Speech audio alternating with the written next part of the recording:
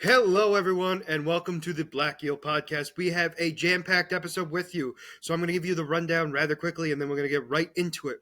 We're going to be starting off with X-Men: The Animated Series, Season 4.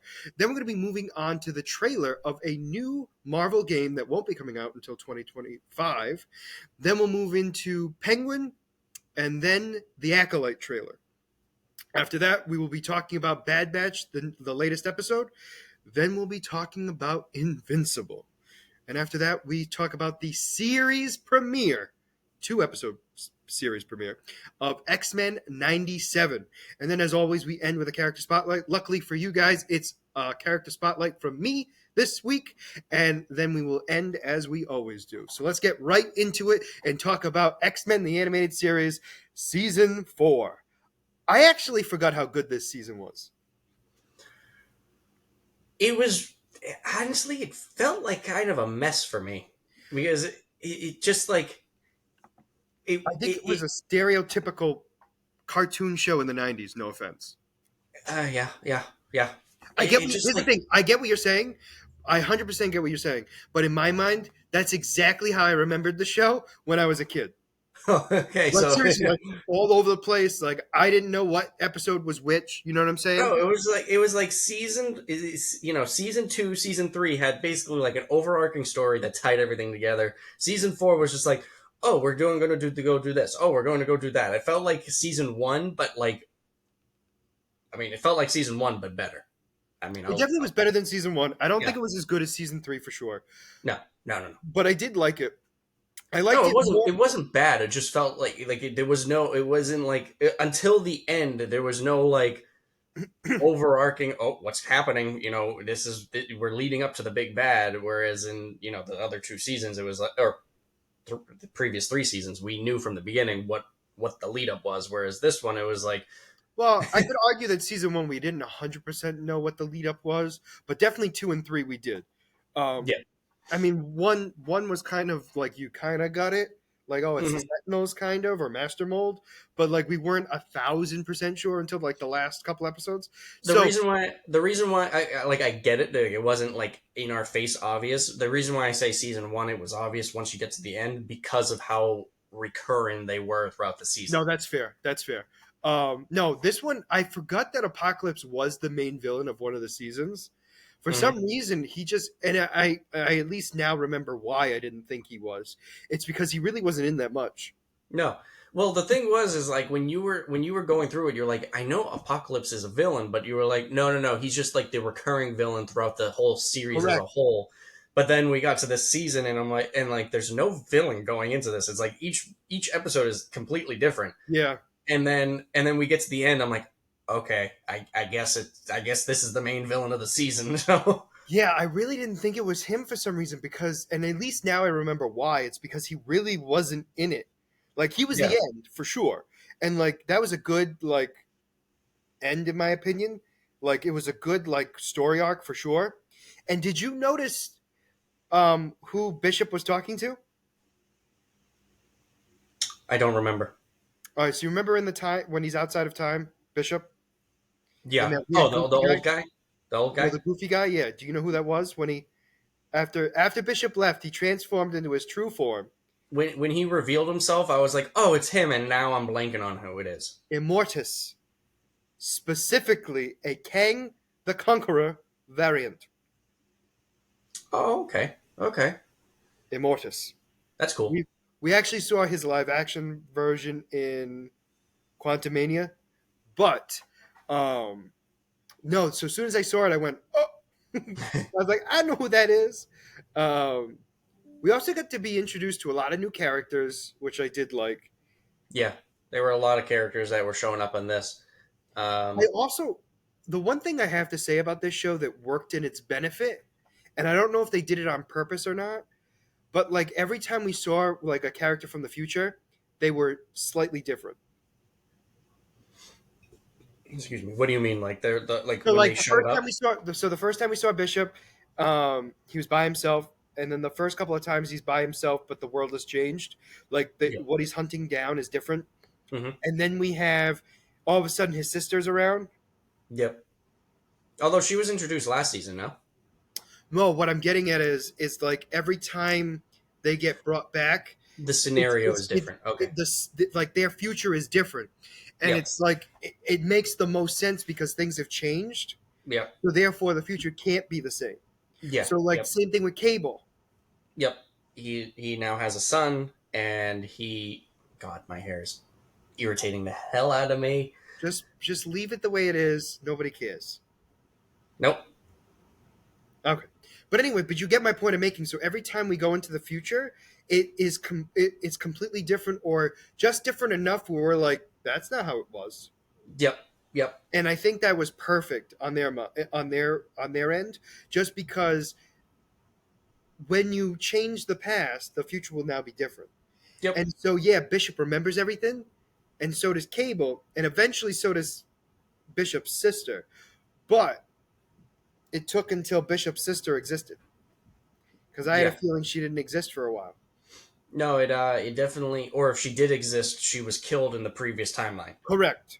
Correct. Um, but no, yeah, no. I did notice that. I did like that.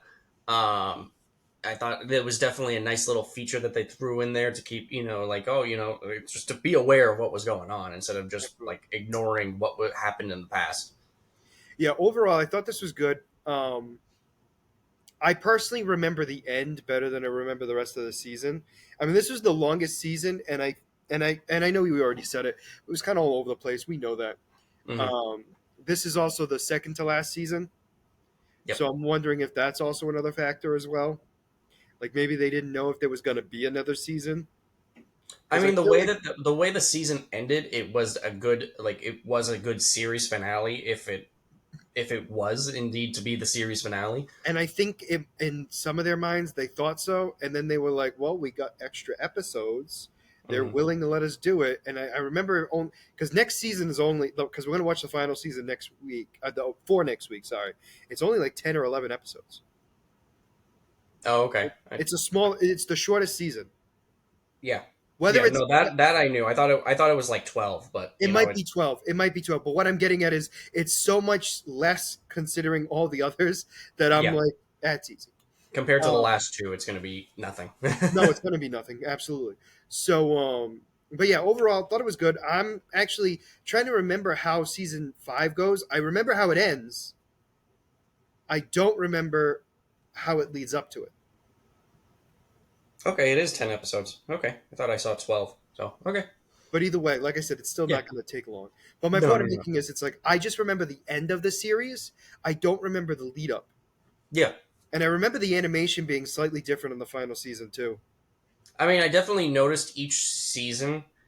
Um, No, I think there's like a significant difference between like the no, I last mean, season and the rest of them. I understand that, but what I meant is like each season, you noticed the animation got slightly better. Oh, definitely, Um, definitely.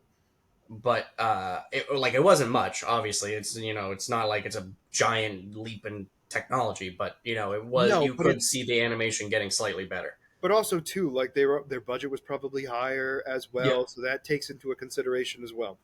All right, anything else you would like to talk about X-Men the animated series season 4? No, I mean the episode was good. Yeah. Each character got a little bit more, definitely got a little bit more character to each of them, which I Yes. definitely liked. Like you got more personal with Wolverine. You actually saw him afraid. Yeah. Um, then you saw Charles into his personal life with his love life, and apparently he's a player.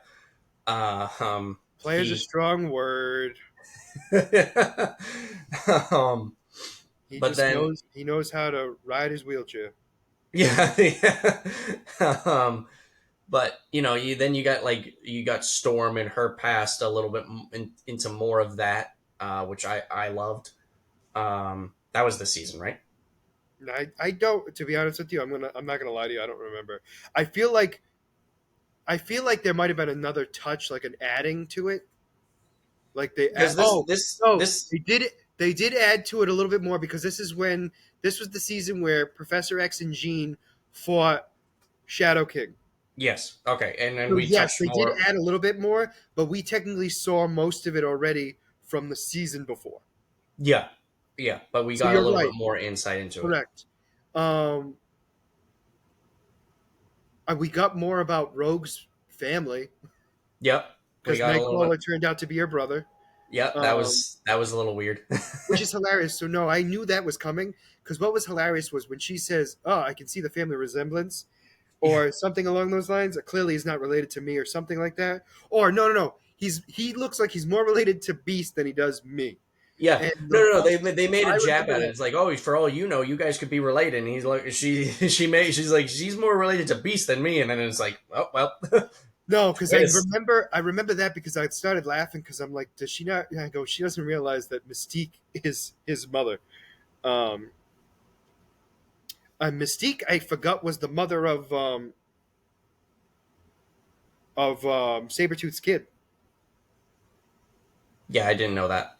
So, I knew they had fallen in love, um, but Mystique has also impregnated people. Not in the show, but in the comics.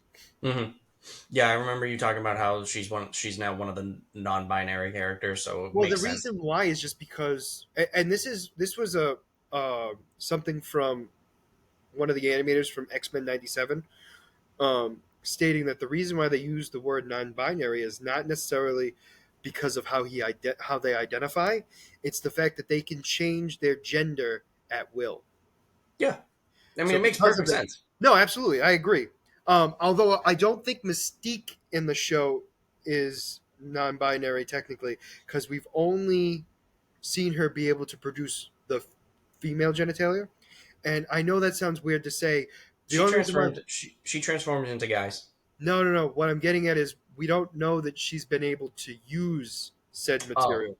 oh, Like okay, we yeah, I know that she's understand. given birth a couple of times. Yep. If you understand what I'm saying? We have not seen her give a child to someone else. Correct. Yep. Not to say it can't be done. I'm just saying that we haven't seen it yet, so Yep. therefore we don't know. I Um, mean, in my head, at least in this timeline, probably not something that they really would want to push out into the world as an no, idea. no. So, But uh, I think it would probably be one of those things where when they introduce one of her kids, that might be one of the ways they do so. yeah, maybe. But But that's down the road. That's not anytime soon. I'm just stating that the only reason why I say it that way is because we don't know. yeah, no, no, no. But anyway, I completely understand what you're saying now. Now that you explained it. all right. Yeah, All right. but no, overall show was good. Looking forward to this seeing the season finale. Wish the season finale was this week so it would line up perfectly with I know. the. I was 1 week off. Yeah, it happens. It was a surprise drop, so it was kind of Well, the other thing not too is it something we was a could surprise prepare. trip because we thought it was going to be the fall. Because Yeah. originally it was supposed to be the fall, and then all of a sudden they're like, "By the way, it's March," and I was like, "Well, we're going to start." We were so close, though, so Yep. close. We're 10 episodes Um, behind. It's not the end of the world. no, and it's not. It's not. So, all right. Well, we can segue into the next Marvel topic. So it's 1943, Rise of Hydra. So this is apparently takes place in World War II, specifically. What country were they in? Paris. They were in Oh, France, right? I honestly don't. Yeah, I think Paris. Yeah, because I most think of they World were War II is happening in. because I think he said there's three super soldiers in Paris, and it's two too many. Yeah. Anyway, so it's apparently Wakanda coming in hmm to figure out what the heck's going on, and we have America, which is led by who knows, Captain America, and obviously Wakanda is led by the Black Panther. I don't remember his name in this one, but anyway, it's one of the. I think it's T'Challa's grandfather. It is. But anyway, now we're having to deal with foreign entities fighting each other. We're very superpowered, by the way, because they both think each other are stupid. Quite literally. I Mhm. mean, I know I'm dumbing it down, but quite literally, the Black Panther thinks that America is stupid and can't handle this, where Captain America thinks we have another superpowered being who's an idiot who doesn't know what he's doing. So they're hmm literally thinking the exact same thing. They're just thinking of it in their own little minds. The thing that so like they pointed out in the trailer when they're talking about like how these super soldiers are uh, running amok. They mention it. Steve Rogers, I believe it was, mentions how he doesn't like the fact that Black Panther is running amok because he has the ability to destroy his shield, which nothing can at that time because it's the strongest metal. But they have their strength and technology because of the metal. So they Well, are unaware of this. I was also going to say too, like vibranium against vibranium can cause damage, Yes. which he doesn't know at this particular time. I'm assuming he must find out at some point. But at the very least, at the moment where he gets first attacked, he doesn't realize that it's vibranium that was attacking his vibranium shield. Hmm. Yep. But I Also, mean, there was no obvious. gameplay shown. It was just cinematics, and the Yep. cinematics. And I know Mike's mentioned. Well, Mike mentioned it off camera. Um, it looked like a movie. It did not look like a video game whatsoever. Yeah. No, this is it was just a pure teaser trailer to let fans know that this is coming, which I believe you said it's coming next year. Correct, Um, 2025. so It didn't hopefully, give if the any time, like, time frame. It just said yeah, 2025. if everything goes according to plan, because it's still being produced, is like I said, it's just a pure teaser trailer with cinematic showing everything going on cinematically. Which, like Scott just said, that I said it looks fantastic. I I, am I will say so too. I think excited. we were told about this game when like Wolverine and all the other Marvel games were announced. I think this was originally thought to be just a Black Panther game, Oh, okay, yeah, yeah, yeah, and I think obviously now I mean it still has Black Panther in it, and I'm imagining you play as both Captain America and Black Panther. yep, My point I'm making is when they first announced like all these video games that they were thinking about, it was just mentioned that it was Black Panther game. yeah. Um, which I mean, I think this is actually a better option personally, because we get war, we get super soldiers, and Hydra.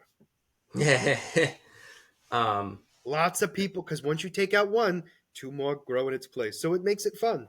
It never ends. they have a lot of possibilities expanding more into that. I mean, it would definitely. I mean, you could still get a Black Panther. Like we could have him in his in his home continent, um, Its home country. home country. Sorry, um, Well, the other in thing his too, I mean, there's DLCs, all that stuff. So, like, I think the main story, which will be the biggest, would be World War II, which, in my opinion, makes the most sense. And I would imagine that the DLCs would be probably two for Captain America and two for Black Panther. depends You on know, what kind of game this is. well, Because I that's mean, also true. if it's a live if they continue with the live service game, then I feel like it's not. I mean, I don't think it is, but you really never know because I mean, you But never then know what again, I they're mean, look at doing. Suicide Squad. So, I mean, like, there's the possibility of it. Because I Um, don't know if you get to play as all four characters, because they showed four characters. oh, did they? Yeah, so they made a big piece about Captain America, his partner, I'm assuming, Oh, and and then the Black Panther, and then I'm imagining she's the head of the Oki. No, what are they called? I forget what they're called, You know what I'm but talking about. But anyway, yeah, the and I think she's Wakandan the head. military. Yes, but I think she's the head at that particular time. Okay. Yeah, Um, now I remember that. or we play it because it might be a single player game, and then all four of them you play throughout the story based on kind of like Spider Man, Yeah, where you could get be. to play as MJ and Miles. You know what I'm saying? Where Yep. they don't have a big part. You're mostly either Captain America or Black Panther, but you have these missions with them. Yep. Overall, I mean, I think it's going to be cool, but I think it's too early to say anything. No, definitely too early. The only thing we can say is that the graphics look phenomenal, and I'm The looking forward to cinematic it. is going to be beautiful. But I mean, I was seeing comments about it, and it makes total sense. And like personally, I'm okay with it. They just need to focus more on other aspects of games as well. But this 100% proves or explains why game budgets are getting so ridiculously out of control because they're turning them into movies. Mm. Like, there's a reason why these budgets are hundreds and hundreds of millions of dollars, and it's because of just pure visual. Like, the graphics are insane, and then unfortunately, because they don't know how to money manage or what however it is, they lack on the Actual gameplay. actual gameplay. And like they need to focus on how to do it. Like some games are phenomenal, but like there are a lot of things where it's like mostly cutscenes and a lot of movie things, and it's like, all right, this is a game, we want to play the game. Let us Maybe play the game. maybe spend a little bit less money on the visuals and more on everything else. No, I agree. Um, I mean, that's pretty much all we could talk about on that one because we didn't even know. I mean, I know we're assuming Red Skull's there, but we don't know. Yeah. Yep. Really, it could be. Um, oh my gosh, Aaron Zimmo. Yeah. Yep. Yep. Yep. Yep. I know it's Zimmo, but I don't know if I said his first name right. No, I think Um, you're right. I think it. anyway, but um, but my point I'm making is we don't know because Red Skull could be later. We have no idea. They could be making waiting for a sequel. So it'll be very interesting to see. All right, so we're now going to move on to the Penguin trailer. Penguin. Yep. So we didn't get to That see look. much in this. It did look good. That looked Um, good. it also gave us a backstory on why Yep. Penguin's the way he is, which I did like. It's like it fits his character from what we know of him very well. Even though he doesn't look the part, and I know. But my point I'm making is the character itself is perfect because all he wants is recognition and remembrance and Yep. respect.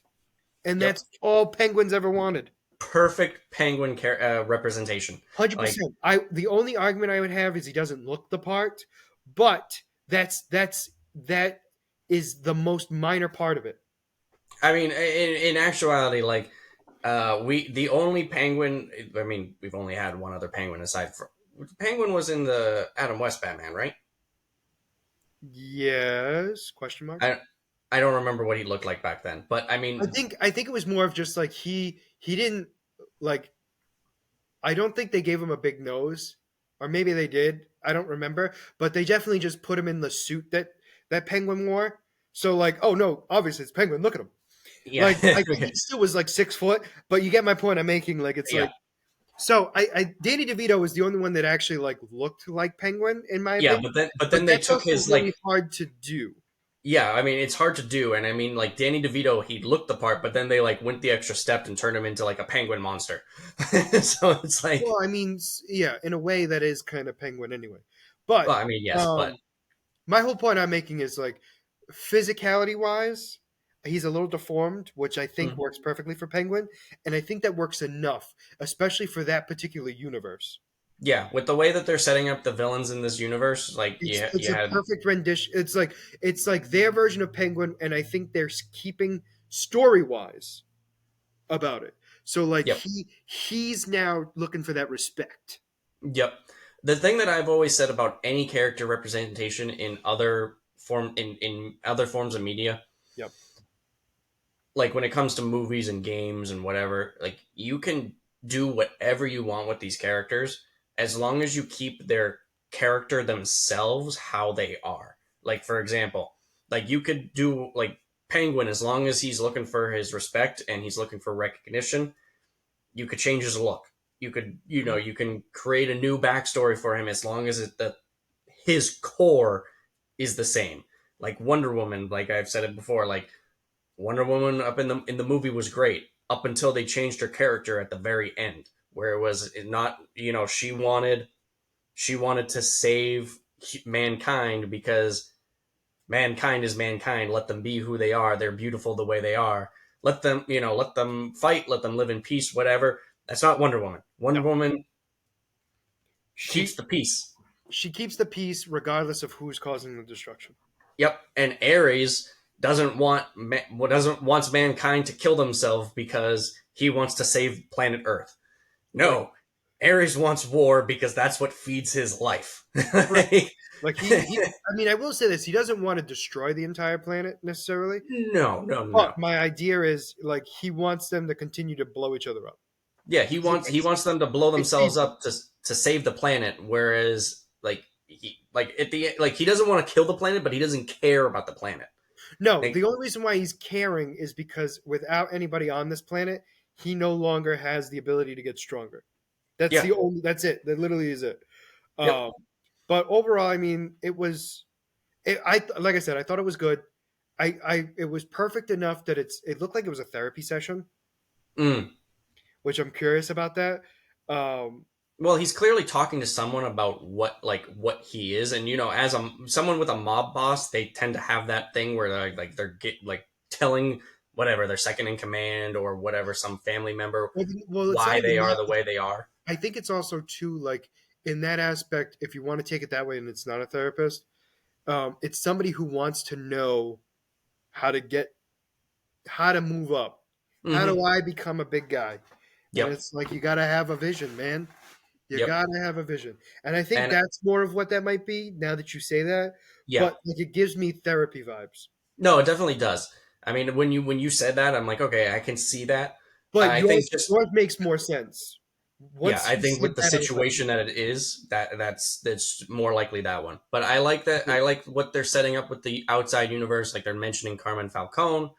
yeah, They oh god, what's the other mob boss's name? Oh there's multiple. yeah, I know. But one, anyways, the guy. Is he the one that that becomes Black Mask or no? There's rumors of that one going around. Well, I that because it's weird because it's like Black Mask is part of a mob, and I forget the mob's family's name yeah, because it wasn't Black Mask before Black Mask. I know I sound stupid saying it that way, but my point of making is it was a family name beforehand, and I yeah. cannot for the life of me. I don't remember it. No, But either I can mean, I.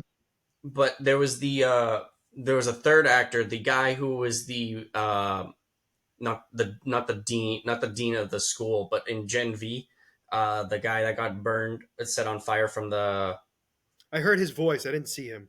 He was in the trailer. You did see him. I know I Um, heard him. there are screenshots of him. I I don't believe it. It remember. just might have been too fast. Yeah, no, but so like he's one of the mob bosses. I don't remember his name. I don't remember what mob boss he is. Which, by the But way, I know this is out of context a little bit. That guy is making bank right now because oh yeah, he's literally in every show. He's in Invincible. Um, he's in. He was in Gen V. I mean, he's going to be cameoed for years on that one. he was in Oh, Soka. yeah, yes, yes. Um, yeah, he's. I mean, he's been in every. I like. He just got. He. Well, I don't know if he just. But he's been the voice of the, which we'll talk about later on. Is he's the voice of the leader of the Viltrumites? Oh, I recognized his voice. That's why I recognized him. Yes. Okay. Yeah. But anyway, my point I'm making is it's just like wow, this guy is just everywhere. Yeah, he's going. Hey, you know, I think there was also another live action version that he's in somewhere. probably. I Um, mean, I mean, I know before all these shows, he's a big name. well, I think it's Music, just I one of don't those know. things where it's like he's all of a sudden like he's not getting the big parts, but like he's being recognized everywhere. Yeah, I mean, he probably doesn't want to. I mean, that could just be his like personal choice. Like at this point, Or he's older. he just likes the character and doesn't care that they get killed off. That's another Also thing true. too. Also After a true. certain point, you just don't care, and you're like, I want that character, but he's dead in like 5 episodes. Oh, I don't care. Yeah, I mean, like I said, my point is like he's older, so he's probably like not wanting to be these massive roles, so he's just getting picking up parts that he enjoys. Hmm. Um, But yeah, so that looked good. So now we're gonna move on to Acolyte. Is that how you say it? yes, the acolyte. The Acolyte. Sorry. So this trailer was interesting. Um, it gave me less of the vibe that I was expecting because they gave us the idea of it's going to be like a thriller slash like murder mystery type thing, Hmm. like more like detective, I guess is the best way to put it. And that's not what I got from this trailer. Yeah, I got straight up, and I know I sound stupid saying it this way, but I got straight up Star Wars good versus evil. yeah. I mean, that's what I got from this trailer. And I'm not saying it's a bad thing. I'm just stating when you present it one way and like you show us like snippets of like when people are filming and I'm like, okay, I'm starting to see like more detective like, which we might get to see, but it was not in this trailer for sure. Well, definitely. I mean, obviously, like this is the first trailer that we've seen of it. Correct. They're setting up the universe. They're letting us know what's going on. Which I Um, mean, so like realistically, this look. I mean, we see the younglings mhm. being trained in the way of the Force. Don't use your eyes; they are deceiving you. Now, Don't just use your eyes. Close them. now, now, Close just them. What do you see? I like the little girl going fire. Now Everyone's the like, I feel like everyone's like talking nice, and she's like, I see fire. now just to set this up right from the beginning, this takes place 100 years before the Phantom Menace. I thought it was 1,000. No, 100. No, Um, can we lie so and say it's 1,000? you can lie if it makes you feel better, but that makes some characters a lot older than they are. So it's 1,000 minus 900. So we could possibly see Yoda. There are rumors going around that one of the characters that was spotted in the trailer was Plo Koon, which is like the guy with the breathing mask. Yeah, but they're obviously a lot younger. They're a lot younger. Yoda wouldn't be too much younger because Well, no, because that's why I thought 1,000 years because I thought we were going to see young Yoda. oh no, I mean Yoda. If it was 1,000 years before the Phantom Menace, Yoda wouldn't be alive. He was 900. Yeah, You get my point I'm making. Like, bear with me. All right? I was in the right ballpark. if it was 1,000 years, Yoda wasn't born yet. Maybe we'll see Count Dooku. We might. Who Actually, knows? to be fair, we might. But my point I'm making is just like, so we see all that. I did feel like they gave us like a lot of hints of like when we were looking at them, like when we see all the kids, like we're supposed to know some of them, and I feel like we might know some of them, but like at the same time, I know we definitely don't know all of them for sure. Hmm. But my point I'm making is it's like I couldn't pinpoint anybody I recognized, but I think it's just because of I don't think I was paying attention to that too much. I think I was just focused on like where is it going and everything else. Hmm. Um, Well, I the love the thing, assassin, by the way. yeah, those that one looks good. Um, the thing for you is like some of these characters, if we see them, they're gonna be more reference to the novels because this takes Mm, place in the High Republic era, correct. and they've only been this is the first introduction into into the The live action. movie. So, Well, excuse me. actually, even So animated, right? This is the first time it's been introduced animated or live action. I believe so. I think the only time we've ever seen outside of the Skywalker era is in video games. Oh, true. Um, Maybe that's what I'm thinking of. so, But you get my point I'm making. Like but they yeah, made like it seem. if we see recurring characters, it's going to be characters pulled from the books. There's going to be very few that are old enough to be in the Phantom That Menace or beyond. that's what I figured. But you get my point I'm making. They panned it out like you were supposed to be. Like I know that one. I know that one. I know that one. Hmm. And I'm sitting there going, kid, kid, kid, kid, kid that There's likes one fire, kid, kid. there's one character who's a Wookiee that the theory is that he is one of the characters pulled from the book who in the books was a Padawan at the time. So we don't coming in he could have turned into a master. There's a lot of speculation going along with that because of how the character because the from my understanding the books were broken up into three trilogies. So it's like a main trilogy with the High Republic. Then there is a prequel to that, Okay, which and then as far as I know, there has been no follow up to the first one. There's okay. so like one of the character that the Wookiee in the book had like a questionable. We don't know what happened to him. So if this is the same character, and then we go from we don't know what happened to now all of a sudden he's grown up. It's like what happened in between, you know? Well, I think there's a lot that needs to be told, but I think we're gonna get Absolutely. it. The other thing too is like we got to see all the different color lightsabers: blue, green, and orange, or was it yellow? It's hard to tell the difference. Yellow. Was it yellow? Okay. Yeah. Because Uh, if it's Jedi, then it's yellow. I'm assuming Jedi. Yeah. Uh, There was the red is the Sith, orange yeah. is like dark side user kind of thing, like I not thought so. necessarily What? Sith. Oh, so yellow is the like the Jedi Guard. Yeah, yellow is typically with the Jedi Guard Okay. I keep or mixing up someone the who's yellow and like, the orange. huh? I keep mixing up the yellow and the orange meanings Oh. because I keep thinking orange is the Jedi Temple, and that's incorrect. It's yellow. Yeah, no. Orange is not. No. Orange is typically dark side. No, but you get what I'm saying. I'm just like, wait a minute. Um, And then who was the guy with the red lightsaber? So we don't see the person, we just see it, and then Oh we yeah. just see. hmm So we're going to be introduced to more dark side users or Sith, potential Sith.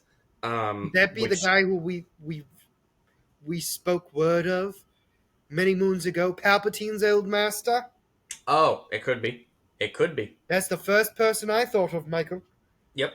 It potentially very much could be, but we do not know. No, fair. No, I knew we don't. I know. Here's my thing. I know we don't know because we didn't see any of that person. We just saw a lightsaber and we saw black smoke. Yep. That Yep. was it. So So my just to cut, I don't mean to cut you off, but no, to no, you're let cutting you, me off. Continue. yes, to let you know, yellow lightsaber. The people who hold the yellow lightsaber usually represents the Temple Guard, or those who wield it are highly skilled and dedicated to the Jedi Order. I mean, okay. So that's so. I was correct. I just had the wrong color. Yep. Like I had the Um, definition correct, but I didn't have the right color to match. So what's orange? Is it like a dark user who is not super dark? so an orange lightsaber indicates that a delicate balance has been struck between the light and the dark side of the Force. Huh. Oh, so kind of like what we saw in Visions. When we saw the Yeah. girl who always had the red lightsaber, and then all of a sudden it turned orange. Yeah. Yeah. Yeah. Yeah. A Fair enough. Jedi in possession of one has not completely turned their back on the either belief system, but rather exists somewhere in the middle. Oh, okay, that I did not know. Um, Interesting.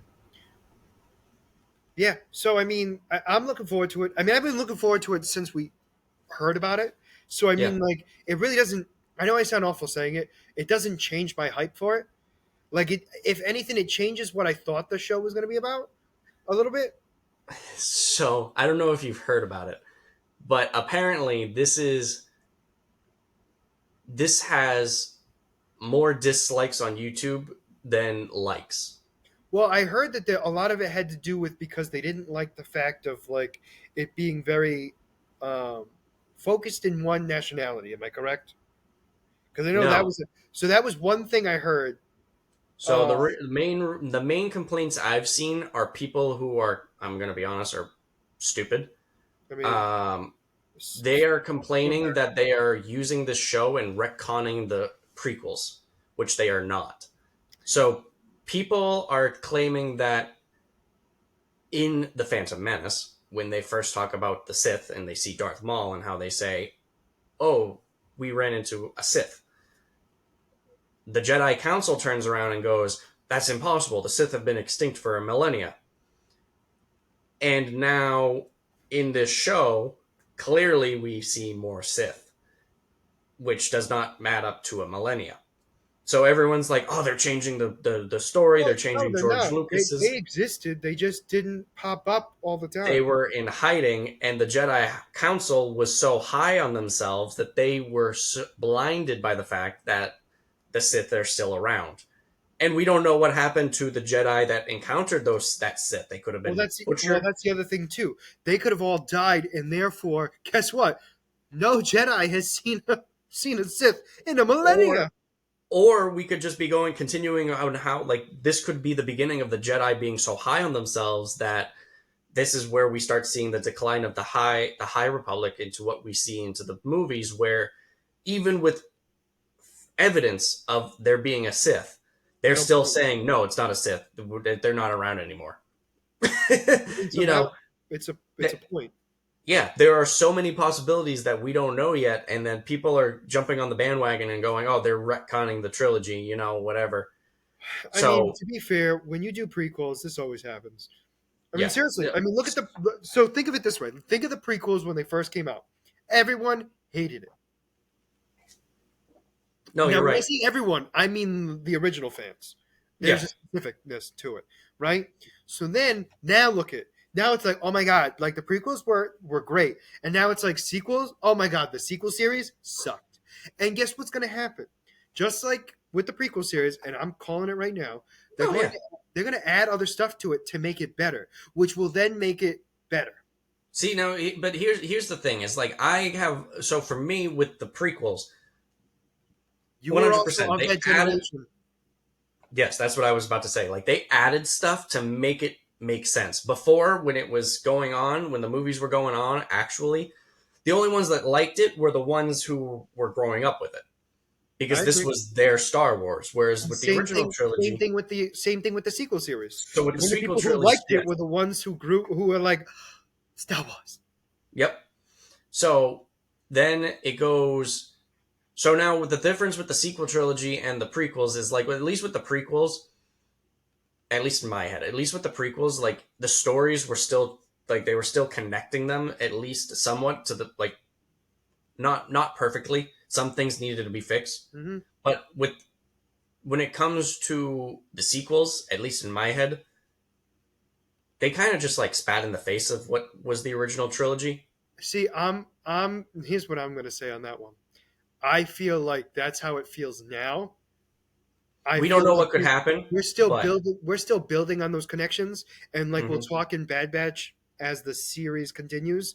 Yep, Um, it's leading to the point to show how we get to where we were.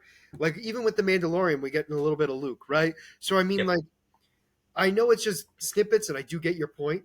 But my thing I'm getting at is I think it's too early to say that. I do yeah. agree now that yes, it still kind of sucks.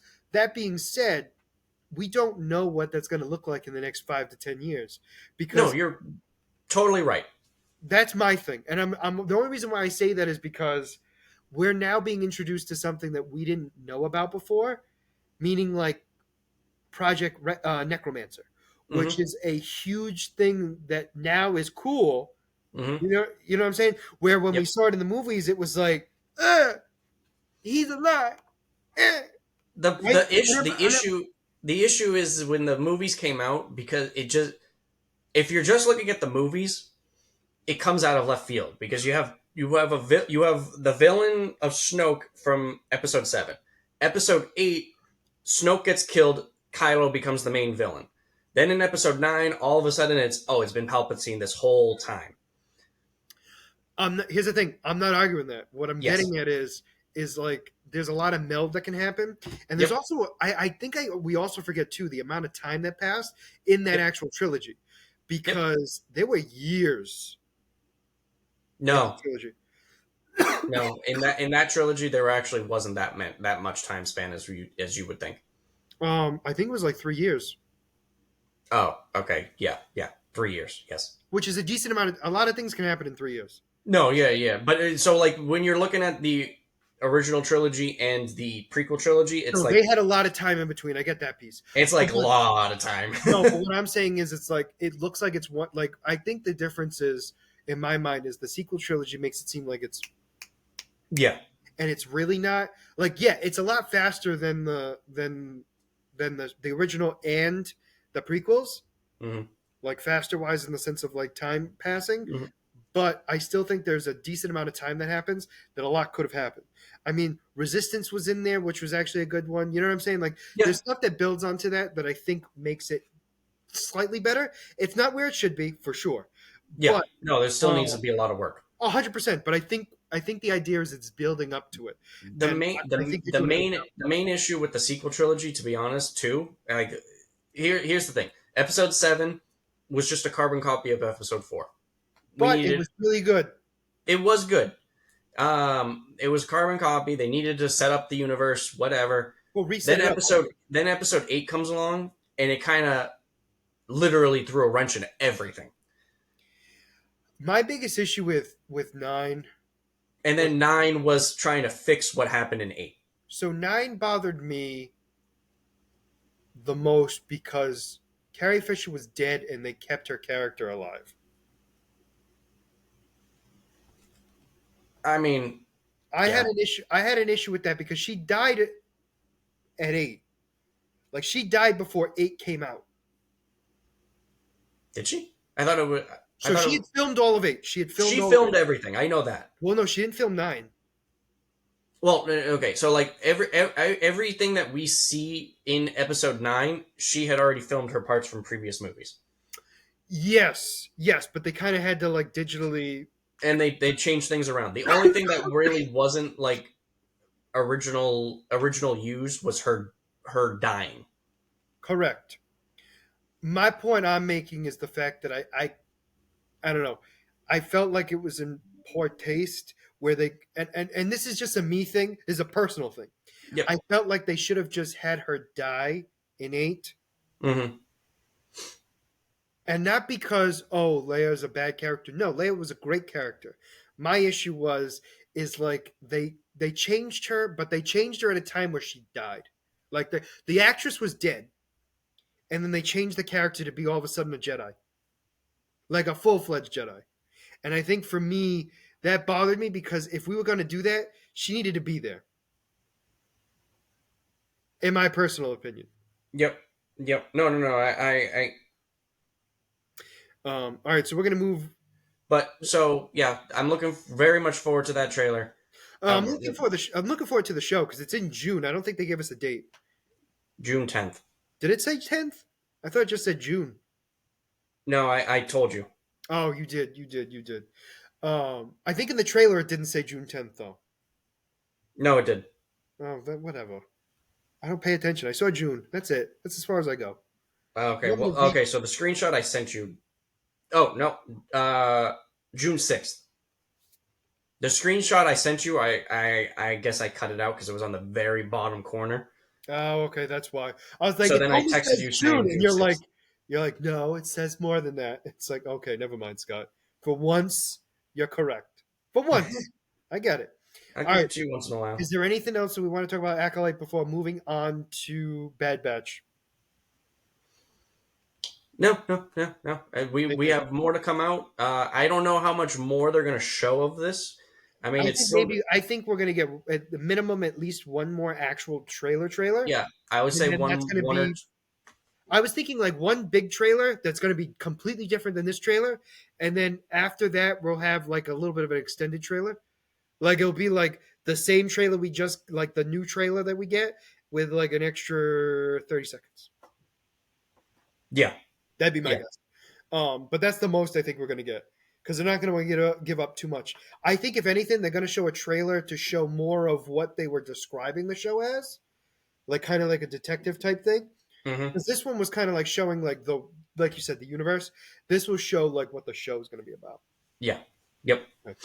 So let us move on to none other than the Bad Batch. So we can quickly go over this one just because this was. I don't want to say that this is a filler episode because that would not give this episode justice. This was definitely a slow moving episode or slow plot moving episode. The reason why I say it that way is because based on all the other episodes we've had, they've pushed the plot forward very quickly. This Hmm. one kind of gave us, it pushed it, but it didn't push us too far. If you understand what I mean, this was a very gentle push Yeah. So one of compared the to all the things other episodes. one of the things that I want to point I love it had two different stories being told. It had Omega and Crosshair folk trying to figure out what his problem is and how to fix it. And then we have Hunter and Wrecker. Wrecker. Thank you. Hunter and Wrecker trying to figure out what the M count is. Which I still blows my mind that they don't know. And here's the thing, I do get it. We've talked about this already, but that just bothers me slightly. But it So makes more sense that they don't know because Tech, I feel like would. Tech, if Tech didn't know, he would figure it out quickly. Correct. Um, or you know what? No, you're right. He probably did know and was like, oh, why don't you guys know this? It's like, do you guys really not know we were surrounded by it since we were created? Yep. So like, it's funny because I'm literally like jumping to the very end of it, but when the episode before I watched the episode, I know last week we were talking about like, oh, we haven't seen what's going on with the Empire. Yeah, I'm like speculating that we're going to see them. Wasn't even like that didn't come into my mind before the episode started. The one thing that I thought of, I said, we have yet to see Ventress, and now this episode very much hints that Ventress is approaching. Yeah. So, So basically, so obviously, we're gonna quickly go over just the crosshairs and Omega thing. So Omega finally convinces Crosshairs to see a doctor, and I put that in quotations for a reason because it's just the robot, and the robot's like, "There's nothing physically wrong with you. Maybe it's inside your head." And so that's when Omega is trying to teach him meditation. And she learns, and this is what kills me. I think this is what makes me laugh the most, is that she learned from a Wookiee, and specifically the Wookiee that is a Jedi. And Hmm. so what kills me is they're bringing it up, granted, to help Crosshairs out, but they're also bringing it out to be like, hey, idiot, put two and two together. Like, meaning, like, you know what I'm saying? Like, you were surrounded by M counts, right? Hmm. So my whole thing is, it's just like, it makes me laugh a little bit, just because it's Omega doing it, and like everyone's like, like, oh, Omega. Omega's trying to use, like, she's not using the Force, but my point of making is like she's using what Force users have been using in the sense of Yep. like meditation and stuff like that to get Crosshairs to kind of relax so he doesn't freak out anymore. Yep. Um, and I think that was kind of the cool part. Then we have Hunter and Wrecker finding an assassin that we know, or I'm sorry, that's not the right word. Bounty hunter. Sorry. Yep. Bounty hunter. Fennec Shan. Did I say her The name right? Fennec. I don't know Fennec. her. I don't know. I don't Hard. know her last name, so I'm not gonna Hard. think Something. you might be right.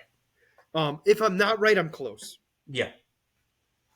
So I just love her character. I think I like her character more in Bad Batch than I did in Book of Boba Fett. In Book of Boba Fett, she kind of is just a lackey. You Yeah, know, she's I mean, I she's liked she's it. badass, So I'll say but this: this is more like her in Mandalorian, personally, yeah. which is why I like her. So anyway, she's basically doing business, and then the Bad Batch comes in, and I say Bad Batch, but it's just two of them. You get my Hmm. point. So they then kick the guy out, and she says, "Fine, you're going to help me out on a bounty, and when we complete it, I will give you the information that you want." And so they agree, and she states, "I'm keeping all the money though." And so they leave, and she has them doing all the work, defusing bombs, fighting alien alligators, um, Yeah. and then she has them distract the praying mantis creature as she goes and messes up his boat. And then the three of them attack him, and they finally stun him and take him away. And I don't think it was. I think it was their boat. oh, sorry, I thought it was his. No, I think it was she because she purposely left the boat, tinkered it because she knew he would come and try to get away. And I got you.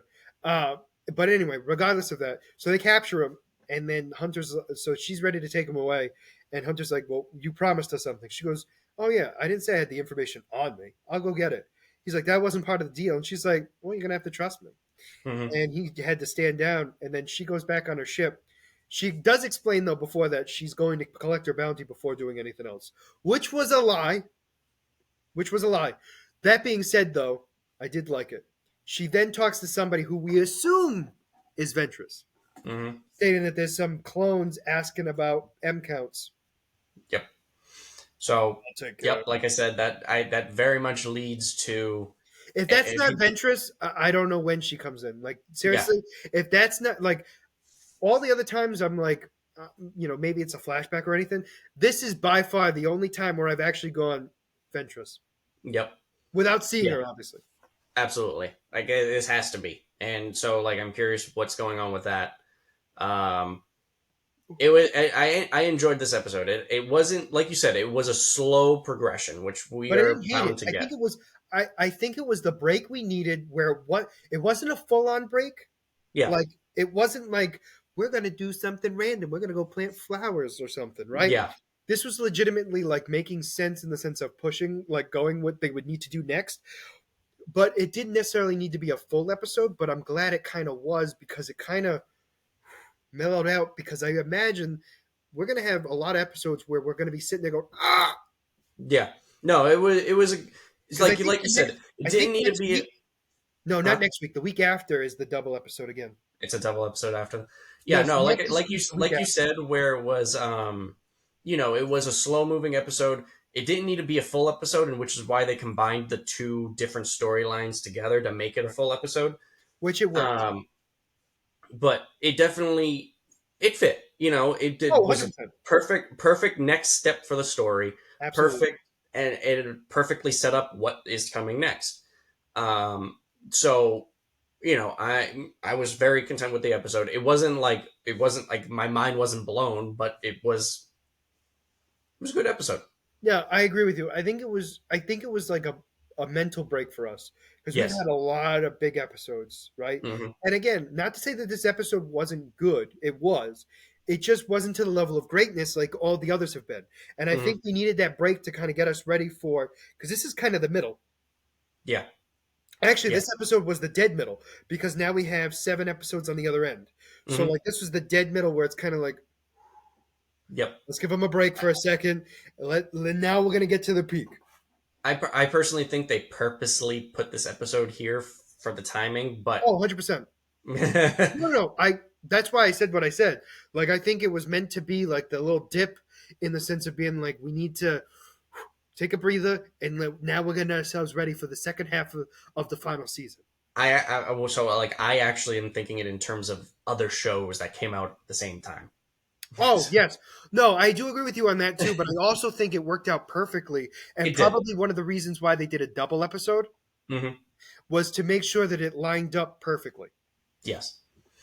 Um, Um, but yeah, anything else that you want to add onto this? no, I think that was pretty much it. Like I said, there wasn't really much going on. Not in a bad way, but it's just not a lot to talk about. No, Uh, no, really wasn't. but it was good. We saw what's her name, the Tech's love interest for the first time since his death.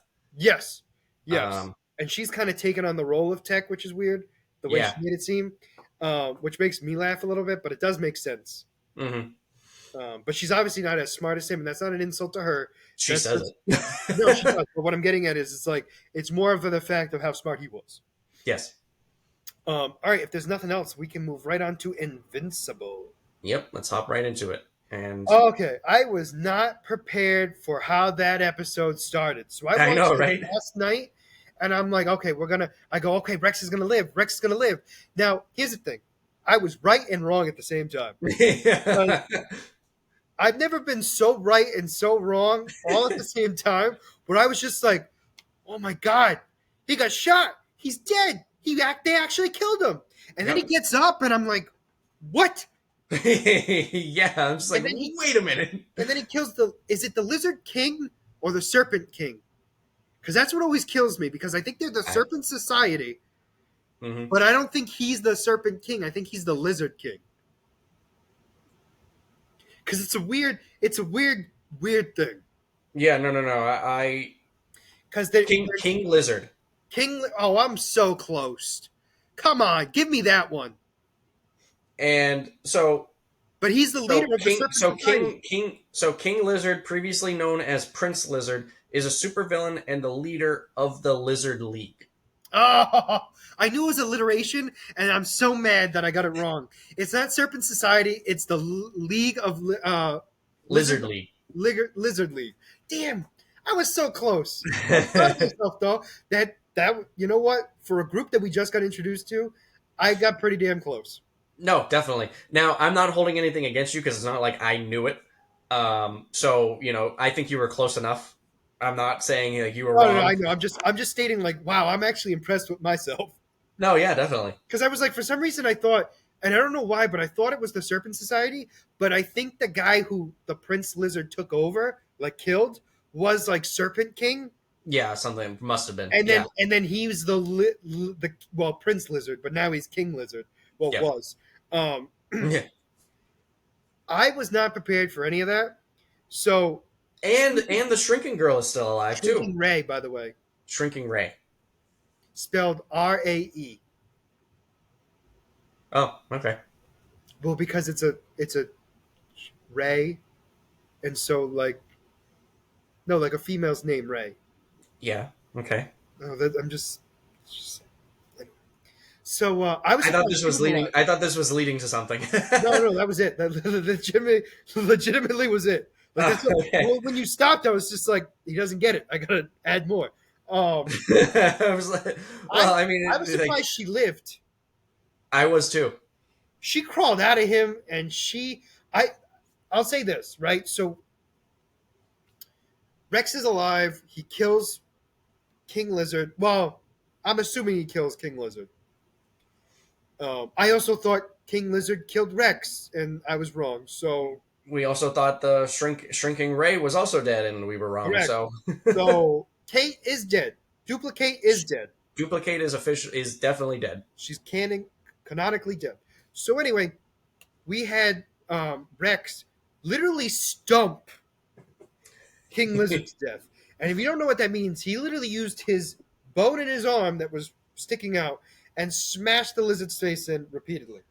I had a good laugh when the soldiers come in and they're like, "Sir, are you okay?" And he's like, "Yeah, yeah, Why I'm wouldn't I fine. be? Why wouldn't I be?" I'm basically. Wait, And then it's invincible. and then it cuts out, and then he's like, "Wait, what happened to my arm?" And he passes out. And then just passes out, and And then they like, go get him, and then all of a sudden we hear screaming or like whining or moaning inside the creature. And I'm like, oh my god, she's still slightly alive. And then she crawls out, and I was like, oh my god, it's worse. When we get to the um, so before we jump to anything else, I just want to say when we get to the hospital, it's very obvious what they're doing with Rex. They're fixing his head and they're putting something on his arm. When we see Shrinking Ray in the hospital, I have no idea what they're doing with her medically. I think she's just like on life support kind of thing until she But can you understand get what I'm some. saying? Like it's like Yeah, it was very obvious, and like Rex had the little metal thing on his arm. he was having surgery. He had the surgery, and then he had the plate in his head. You know what I'm saying? Like Yep. so, like all that made sense. And then Shrinking Ray, we only see once, and I'm like, Yeah, and she's recovering. Uh, I like she isn't as obviously as severely hurt as he is. well, I don't know. I feel like she's got a lot of internal damage that they can't touch right now. Probably, but Because I and it don't know about turns. you. Did you notice that her head was looking weird when she came out? She had like a couple of bumps on it. No, I didn't notice. So when she crawled out, and I don't know if it was just the animation or because of, you know what I'm saying? So like her costume, the way her costume is it's like the cowl and then a Yep. ponytail. Yep. And I don't know if the cowl ripped and the hair was sticking out, so it made it look like like a bone was sticking out. But there was a moment when she crawls out, and granted, she's all red because it's blood. Blood. So like the part that bothered me was I wasn't quite sure if it was hair or if it was a bone sticking out of her head, and I just wasn't positive on I want to see if I can find that scene, that. but no, good. Yeah, we can continue. No, I'm gonna continue. Um, But that was pretty much the end of that piece. And then we have on Mars, um, the group trying to stop the tentacle creatures from basically taking over their minds. So Robot fixes the machine, and Shapeshifter tries to protect them. He's obviously unable to. But Invincible and the Immortal was able to press the button and save the astronaut. They get the astronaut, and then all of a sudden they notice that Eve and the robot are now being part of the hive mind. So that's when Invincible and the Immortal grab the two of them, pull them together, and use the machine again and actually release them from their prison, and they all try to escape Mars. And this is, I do apologize. This is what makes me laugh because when they find the Martians are like, "Thank you so much for saving us, but we must keep the traitor." And Invincible's like, "What do you want with him?" "Well, we want to punish him." "Well, what's the punishment?" "Execution." It's execution or death. I forget the phrase they said, but it was yeah, basically the same thing. yeah, And Invincible's like, "You know what? You got it."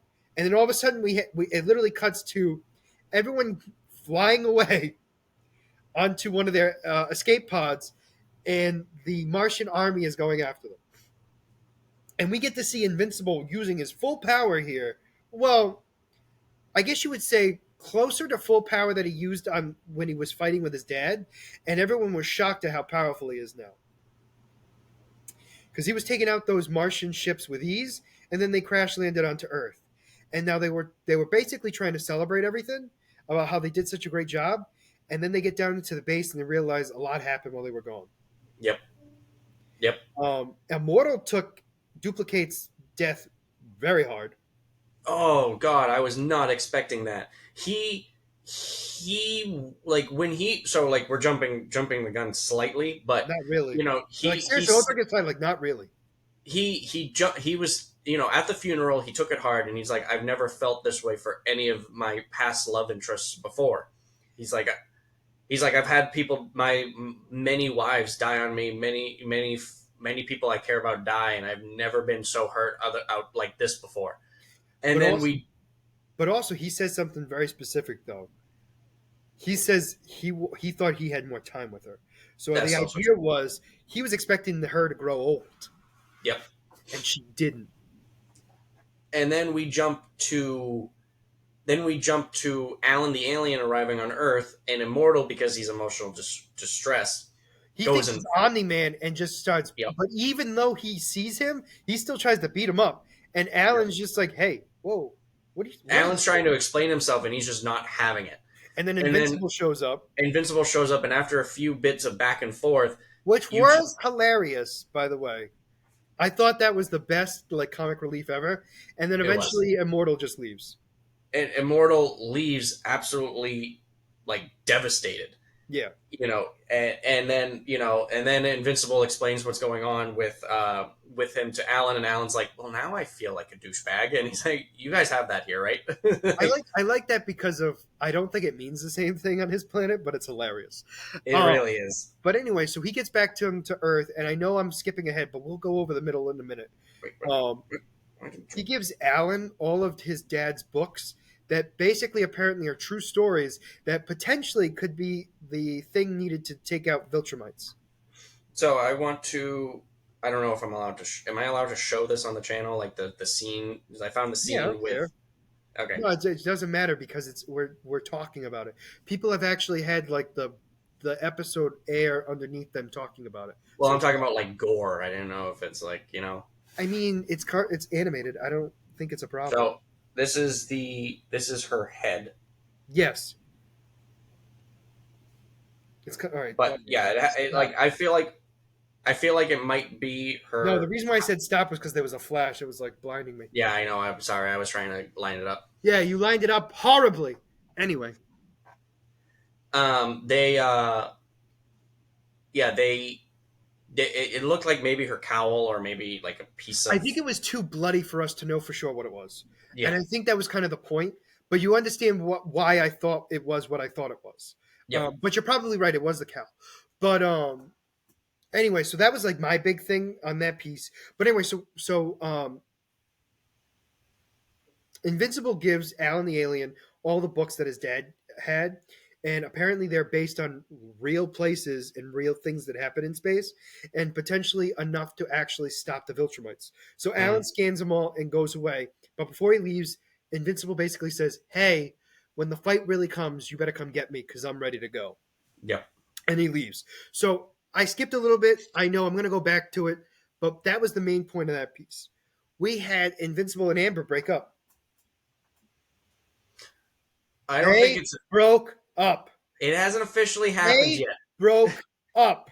Hasn't officially happened Oh yet. my gosh, Mike, it happened. They ended it. It's done. Now here's It- my thing. When I say they ended it, they're taking a break. yeah. Oh, that one. You shut up. They're leading up to it because they just feel awkward with each other. They can't They they did such a great job in this episode to explain each other's feelings, and they yep. did it in a way that they literally both feel the same exact way, just slightly different.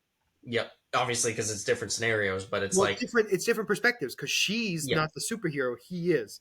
He yep, feels like he's got to save the world, but he doesn't want to not save the world because then he'd be wasting his potential. yep, She wants to spend more time with him, but doesn't want to spend time with him because she feels like it'll take him away from people who really need him.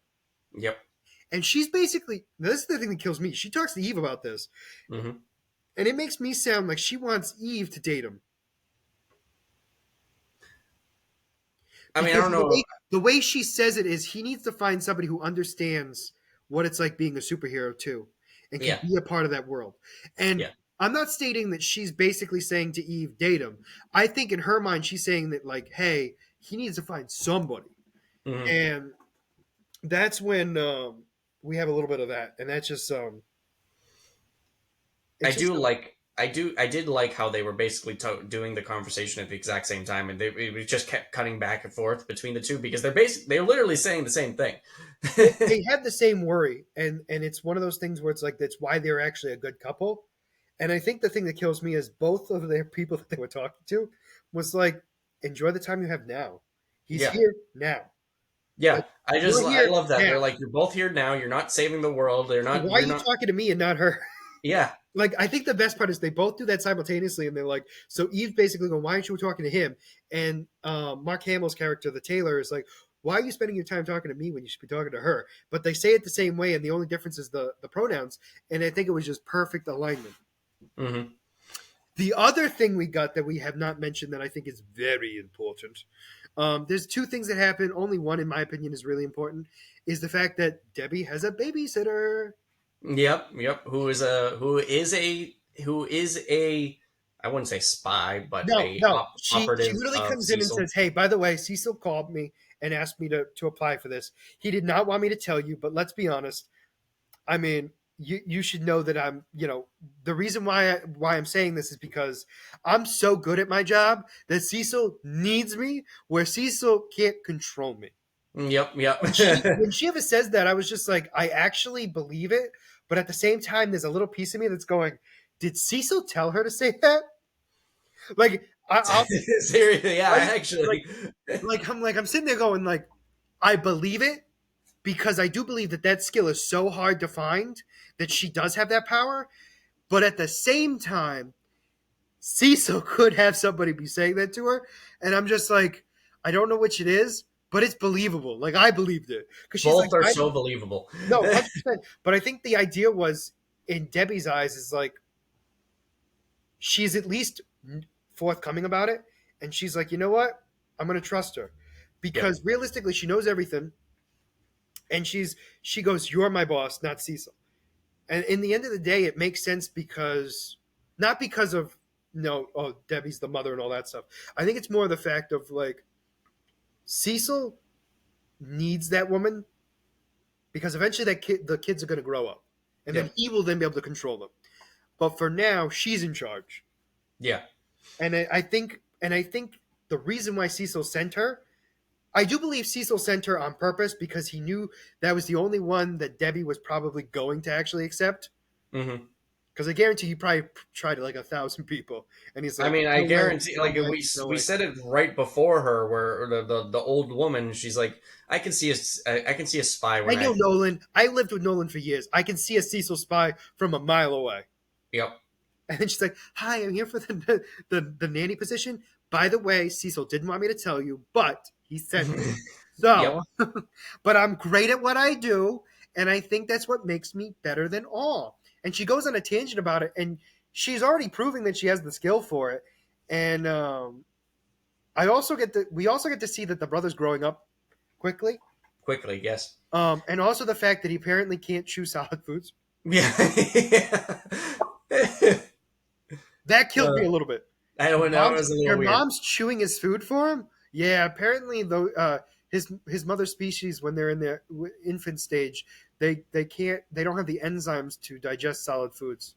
Yep, that was weird. And But I'm no, just like, I but I liked get too it that. because it's the alien piece. No, it is. But I liked I liked when the babysitter first comes in and she actually already knows what the baby Oliver what his species is, and she knows information about the species, which probably like was one leg towards Debbie's, like, oh, I trust her, you know which is it's just it's such a random knowledge to know. It's like, oh, yep, these are the species. But I mean, at the same time, it makes sense because she works for Cecil. Well, I was going to um say that because she works with Cecil, for her to do her job correctly, she actually needs to understand the species, yes, which but it's does just make. like because it's like one of those random things where it's like, why do it's like the little facts, like. But I also think too, like Cecil has knowledge over everything. I don't think Yeah. he knows everything, but I think like he knows a decent amount of a lot of things.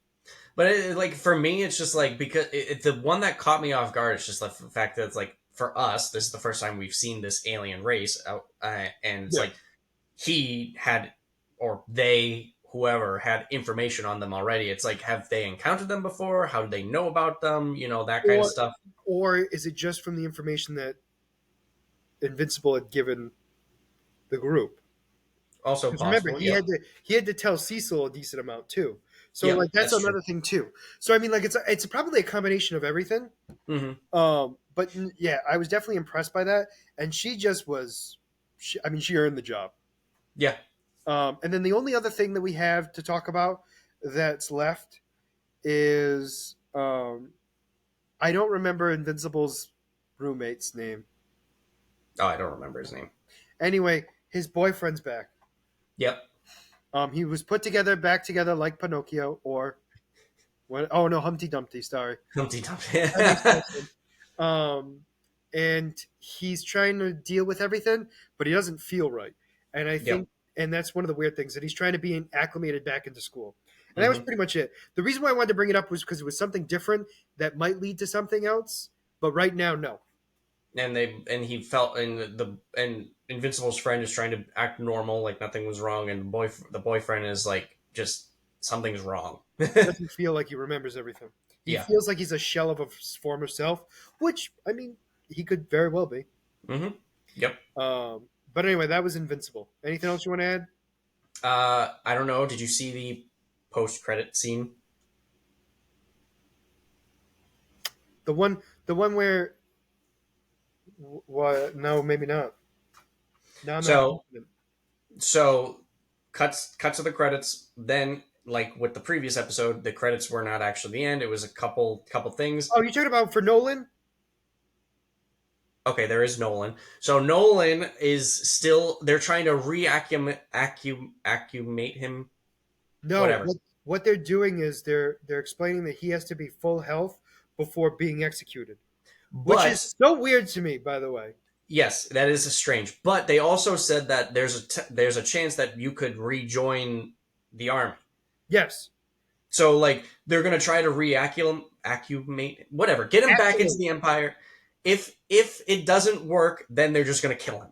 yes. And um, then and I think the real cool thing is the leader basically says, I don't know what Earth is, but obviously its creatures are toxic and need to be destroyed if they made you like this. yep. For after such a short period of time. Yeah. Because he Um, conquered hundreds and thousands of worlds. yep. And so like that was pretty cool. So that we're gonna be seeing that. We saw the brain guy. Yes. He made it Oh, back to Earth. so there's something I want to make clear on this piece too. There's something we learned about his powers that I don't think we've ever seen before, or I don't remember it.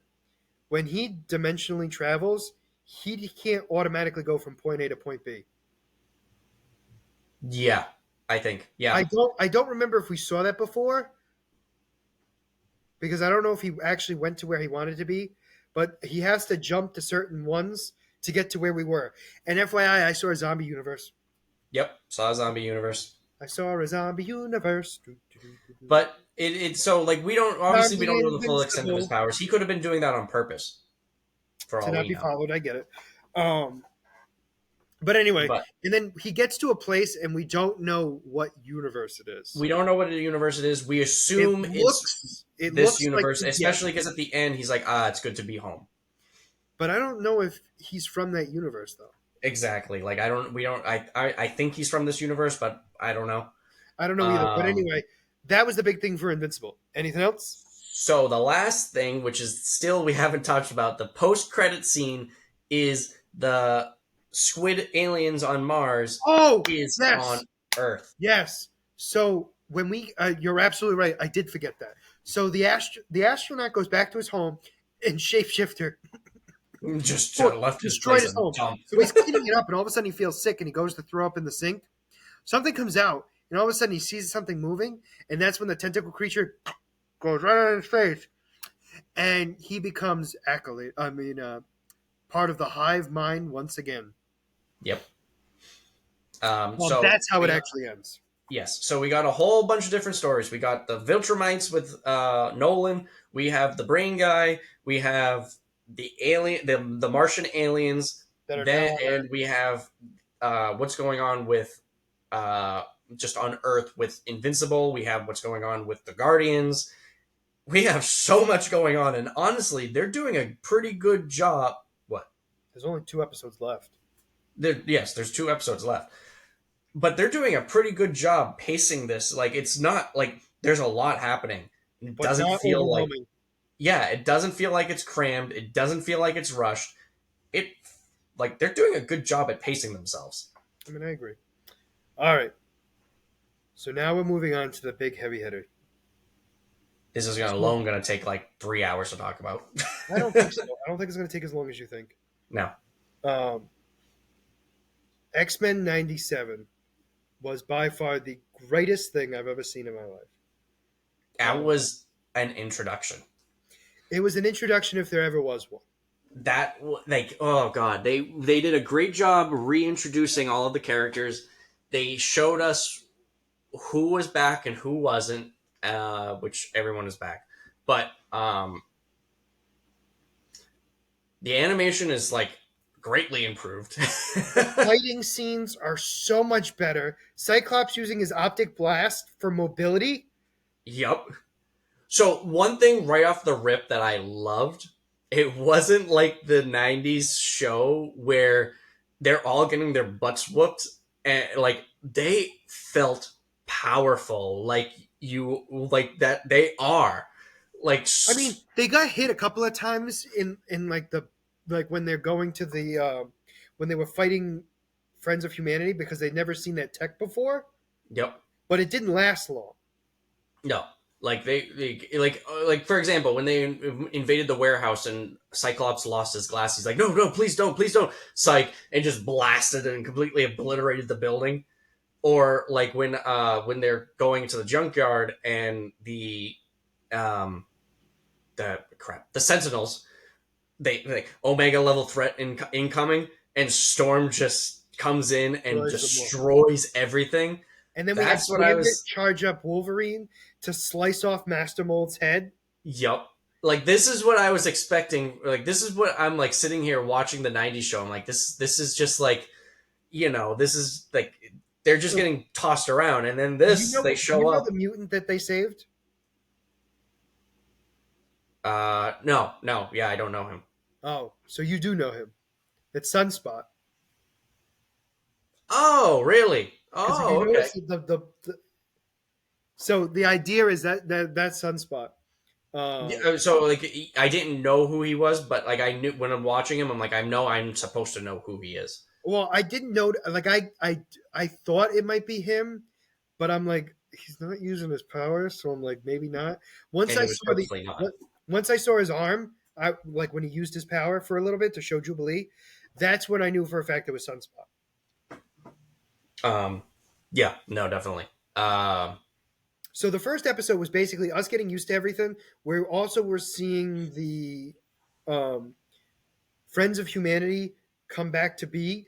They're using Sentinel technology to attack mutants. mhm, They're also using collars to try to capture them. yep, And which isn't new. no, and and that was the big thing. And we also got to see just how powerful our mutant friends are. Yep, Um, and then it ends. The episode ends with so we now know Jean Grey's pregnant in yep. episode one, They made and that very obvious. everyone yeah they made it very obvious. Everyone in the X-Men were basically thinking that Jean Grey and Scott were leaving because that was their plan. Because they're Well, gonna that was their plan. Wolverine knew. But I Everyone think it was else, like I think it was kind of like it's up in the air, but nobody wanted to believe it. Wolverine was the only one that was like, they got a kid, they ain't staying here. yeah, And then Scott was all for them leaving until somebody showed up with the will and testament of Charles Francis Xavier, yep, where Magneto now is in charge of the X-Men, the Mansion, and the Fortune. And that's how episode one ends. And then episode two starts with Magneto saving humanity and the Morlocks in literally the first 5 seconds of the episode. yep. Like he was going around being a hero, which I loved, trying to honor his friend. Yeah. So I 100% agree with you in the sense of like legitimately, like was the reason like he really wanted to honor his friend and keep that dream alive, even though it was killing him inside, Yep. right? And he wanted the X-Men to basically demand their respect, which was stupid of him. And Yeah. apparently him and Rogue have had a little past. Apparently, I'm sitting here. I'm like, does Scott know this? Is this a thing in the comics? Is that legitimately a thing in the comics? Is it? Oh, Yeah, okay. they I think they were lovers at one point. There's Oh, something okay. to do with his magnetism that, like, I know it sounds weird to say because we've seen her absorb his powers. There's something with his magnetism that he can re- reduce her ability, or I don't want to say stop it because that's not correct.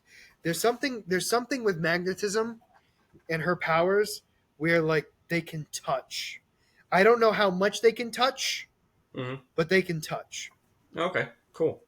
Um, I figured that was the I'll, case I'll, because I'm like I'll say because when I this: saw she her, can definitely touch Magneto more than she can touch Gambit. But I yeah. mean, like, I don't know how. I don't remember in the comics how long that can last for. Hmm. Because if you notice, when they actually touched each other at the end of the second episode, you saw his hand flicker, Yeah. and it was because he had to do something before touching her. And I forget for the life of me.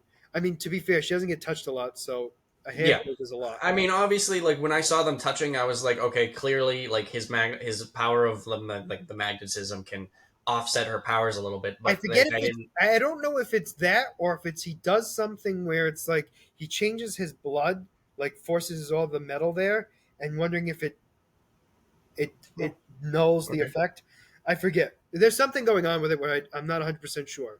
Mm. But anyway, the idea is they were a couple, Hmm. um, and they're And getting we close see again. Gambit being very heartbroken by it, and that's going to play a role, probably Yes. affecting the team trust and whatnot. Wolverine doesn't get mad too much about more Jean and Scott being together, I mean, he clearly is upset by it, but but it's he's not like it was in the beginning. yeah. Um, we have Jubilee still being the kid, but at the same time not. It's weird. She's a little bit more grown up.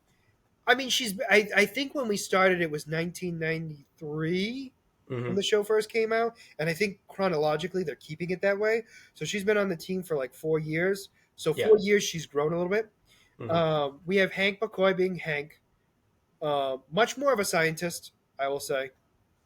I mean, so to going off the year, we know that from the end of season 5, it has been 1 year since the death of Charles Xavier Correct, because they mentioned it in the show. but it's been So so it ended in '96. yeah, But again, we don't know if it was like fully the whole time. yeah, we don't What know I mean like is the like whole like I we know it don't was know how five. long the I know seasons it was were. 5 seasons, but that Yeah, doesn't mean they went 5 years. exactly. Yes. So So anyway, like but like we now know that it's been a year from the end of the final season to now. yeah, So there's been a lot of growth, I would say. yes, So season two is Magneto being put on trial by the UN. yep.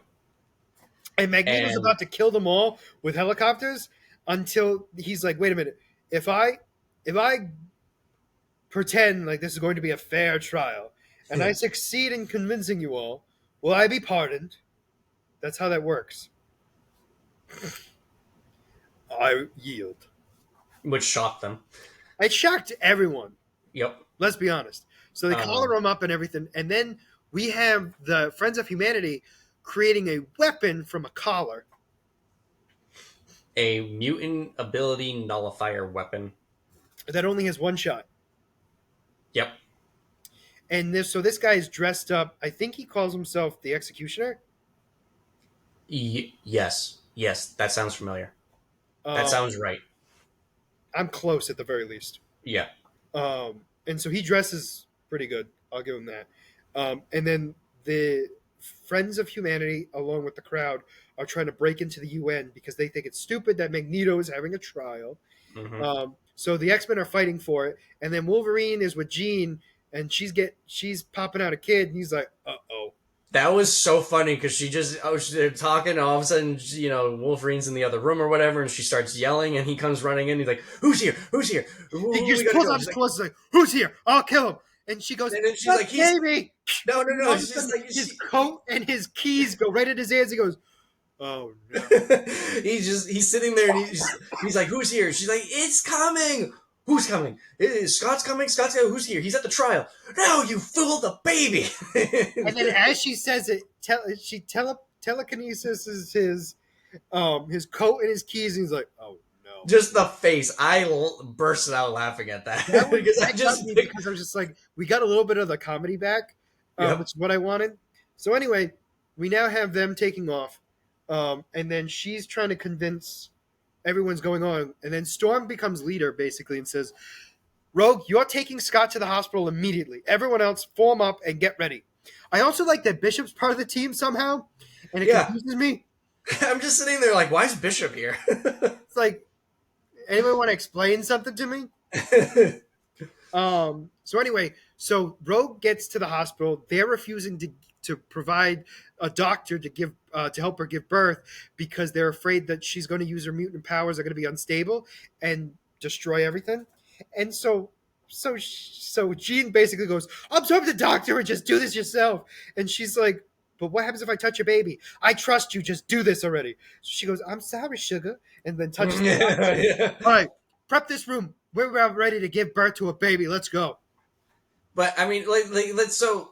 I'll be honest. Like as awful as that is for the whole hospital not wanting to perform the surgery because she's a mutant, I get the whole if her abilities go out of whack can like cause a lot of damage. I'm like, okay, I can understand the hesitancy, but at the same time, just like his arrogance of like we refuse to do it.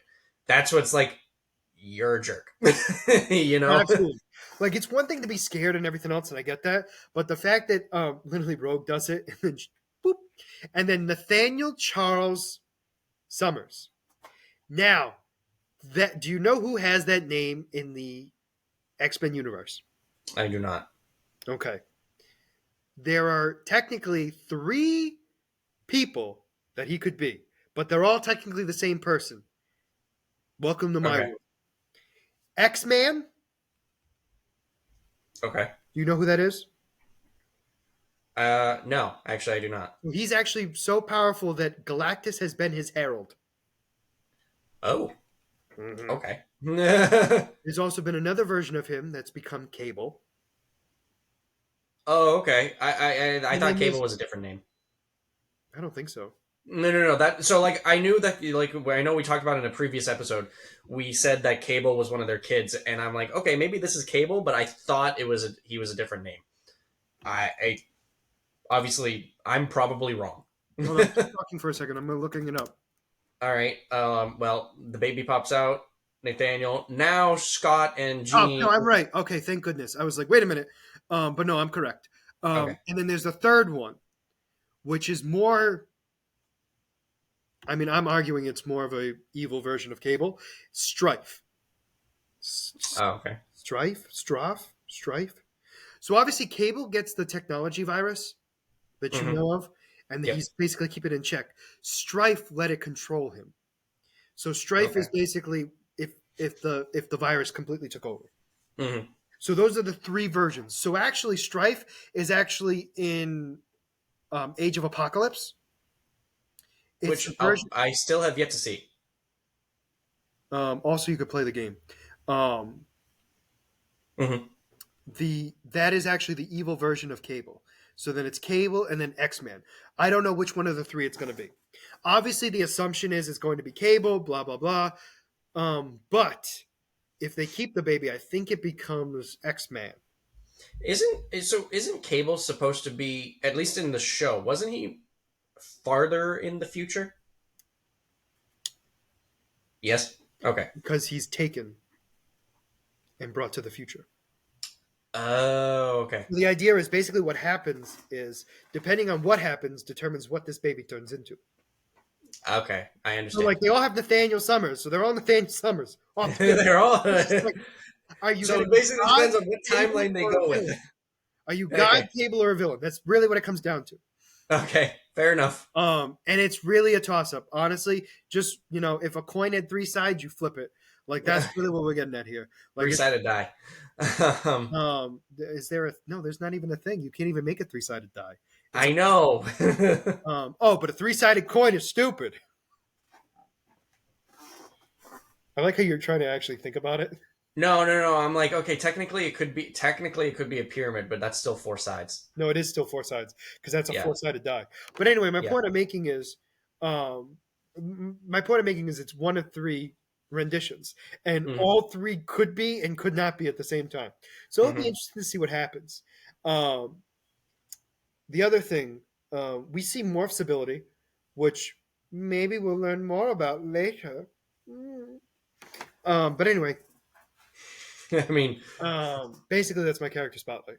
oh. Um, so I think it's interesting that they did kind of change his no, like they changed his look oh yeah, to, yeah, yeah. to emphasize the what he is. Well, there's a Um, reason for it, and I'll explain in my character spotlight. yeah, I know So my I know we've talked about it a little bit, so I mean it makes sense. no, because Um, what I know actually you'll 100% understand a lot better once you actually hear my character spotlight because oh, there's actually it has to do with how he was born and everything.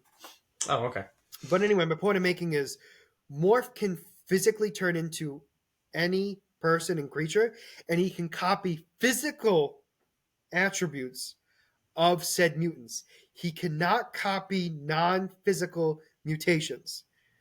So that's why he can turn into Colossus and have steel skin. He can have Angel's ability. He can use Lady Deathstrike's ability and Wolverine's to a certain degree. He cannot fully change his molecules into adamantium. okay. I mean it makes sense. So he could physically, like, he could turn into Cyclops but can't use optic blasts. He can turn into Storm but not use the weather. That makes sense. Yeah, No, that's why you've seen him only turn into the physical beings. yeah, Blob, Lady Deathstrike, Sabretooth, all of those guys, right? Physical yeah. ones. And if you notice when he turned into Cyclops, he obviously didn't use telepathic abilities. He only used her sword fighting skills. Hmm. Yeah. And to be fair, all those skills you saw him use are his own. Even though he mimics it's his actual skill set. My head, it was like when he transforms, he kind of like gains their like whatever, like so like because they're good at hand to hand combat. When he transforms into them, he kind of gets that. So if that's just his own, so that's even cooler. Yeah, so he has to learn how to fight on his own. He's a and like I said, I'll discuss it later more. But like it's actually he's not copying them. He's actually changing into them and using their physical attributes in his own way. That might look very similar to how they would use it. Hmm. So then so they're breaking in and everything else. So we have all that going on, and then Storm orders the UN to release Magneto, and they're like, "Why are we going to listen to you? Because I'm in charge and you're doing it." And You Magneto's like, so "Oh, because so the Friends of Humanity and the mob officially break through the barriers of the UN court case, so they're invading. and then And Magneto and Storm are keeping them all at bay. yep. And that's when the sniper takes aim at Magneto. And then Storm realizes what's going on, and she jumps in front of the bullet, thinking it's just a regular energy blast, and it was not. Hmm. It was unfortunately a concentrated collar blast that actually reduced her powers to nothing at this point in time. Magneto, furious, lifts up the UN and captures the assassin and shoots them all into the atmosphere with him. And explains, "I want nothing more than to crush you down into the earth as you are now. But I Hmm. am trying my hardest to keep my friend's vision to be, and it is getting harder and harder to do." And he basically says, "I want this to be I want to be just as Xavier wanted the world to be, but it's getting harder and harder to do it when we have people like this doing what he's doing." He goes, "I'm going to put you all down, not because I want to, not because I'd like nothing more than to watch you all scream in pain, but basically I'm doing this because this is what my friend would want, and that's what I'm doing." And I like how that scene basically allowed him to set up into explaining his defense in the first place, because it's like you guys are so afraid of us, and yet we have to overcome so many obstacles because we have these people killing us, but yet that's fine. But if I defend myself, then I'm a danger to society. Correct. You know, And then that look at this one, the one an X-Man, quite literally an X-Man, thriving in pain, scared and terrified of what's going on, and you think we're the problem? yep. And I love the look on the judge's face after, because it's like that's when they realize that they actually screwed up. Because Not so. Here's my thing. I don't think so. Like they did screw up, but I think in their minds they had the right idea. I think yeah, they're now realizing, oh, like yeah, I think it was more of the fact of like people are taking it way further than they thought they were. yep, And I think that was the big thing. So he then releases them, and he's full pardoned. yep, And Storm leaves the X Men after she finds out from Beast that this is most likely permanent. yep. It is. Her Wink, powers wink. are I don't think it completely. is, but the reason why I say wink, wink is just because it's Storm. We're not going to have the X Men without Storm. Yep. That being said, I do think it's going to be a while. I think it's gonna. I think at very least for a couple of episodes, she's not going to be around. And like, well, I think Wolverine said it. Beast is going to be working on a cure. Yep. And Wolverine said it. It's like it's Storm. She'll be back. She I just do needs think some she'll space. come back before her powers come back for sure. Yeah. But I think she'll eventually get her powers back too. Oh yeah. I think she's eventually going to get him back. I think she's going to come back. Like I said, couple episode breaks without her. Team is doing what they're going to be doing. I mean, maybe we'll see a couple episodes of what she's doing without her powers. Maybe, but I'm just I'm curious of not what's going to happen next because I'm assuming we're still going to have the Friends of Humanity be the main threat here, but I'm not absolutely. confident because now I'm wondering like because they kind of defeated them in a way. You know what I'm I saying? mean, This is where it gets weird. I Like don't think they. I don't think they defeated them. They just stopped their most recent plot. I guess, but you might get my point I'm making. Yeah, yeah, yeah. I wouldn't be surprised if they jumped to something else. I'm curious if Magneto is going to continue to be the good guy, try to be the good guy, I think he is. or if he's got like some other plot. Like for example, like while we're talking about this, I'm like, you know what? Maybe he's cohooting with the Friends of Humanity, purposely planned for Storm to lose her power to get them to earn his trust, and then like devise this plan to you know Uh, possibly, that's possibly. I'm gonna say that's a long shot. I'm not I saying I'm not. I think if he did, it didn't go the way he wanted it because I don't think he wanted Storm to lose her powers. I'll say that right okay. now. If be the case, if be the case that it was to benefit him, I don't think it went the way he wanted it to for Hmm. sure. Just to be clear on that piece, Hmm. but possibly, possibly. Um, I'm just like trying to think of like I think it's possibilities more. I think it's because more the way because I do get why you're saying it. I think he knew that that people would be mad that he was getting a trial, that they would get to see how monstrous humans are, and he kind of got his wish. He didn't want Storm to lose his powers, but he got what he wanted in the end. It's a weird situation. You know what I mean? Like it's a weird Mhm. situation. Like he wanted the trial, not because he wanted the trial, but because he knew people would be mad at the idea of him getting a trial and show how bad humanity is, right? But not to the extent where a mutant lost their ability to be a mutant. Yeah, I can see that. But that was pretty much it. Uh, Yeah, this episode was absolutely wild. Like, I was not prepared for any of it. no, no. Like I was out when I saw. Episode one was what I was expecting. I'll Yep, say. 100%. Now, granted, it exceeded my expectations, but it was in the ballpark. Yeah, Episode two, I had no clue, and I was there for the ride, and I cried. yeah. No, Storm, I was not prepared for. when with that whole court scene, I just jaw on the ground. Like I would like this is insane. And I felt her pain, man. I felt it. Oh yeah, oh yeah. And like That when we was see her later, she gets scared when the thunderstorm happens. I was like, oh, that's so depressing. that was just so wild. Like Yeah. I'm getting chills just thinking about it right now. It's No, like this absolutely. is. Such a good way to start a series. I'll say that. Hmm. Okay. Are we ready for my character spotlight, or is there something more you'd like to add?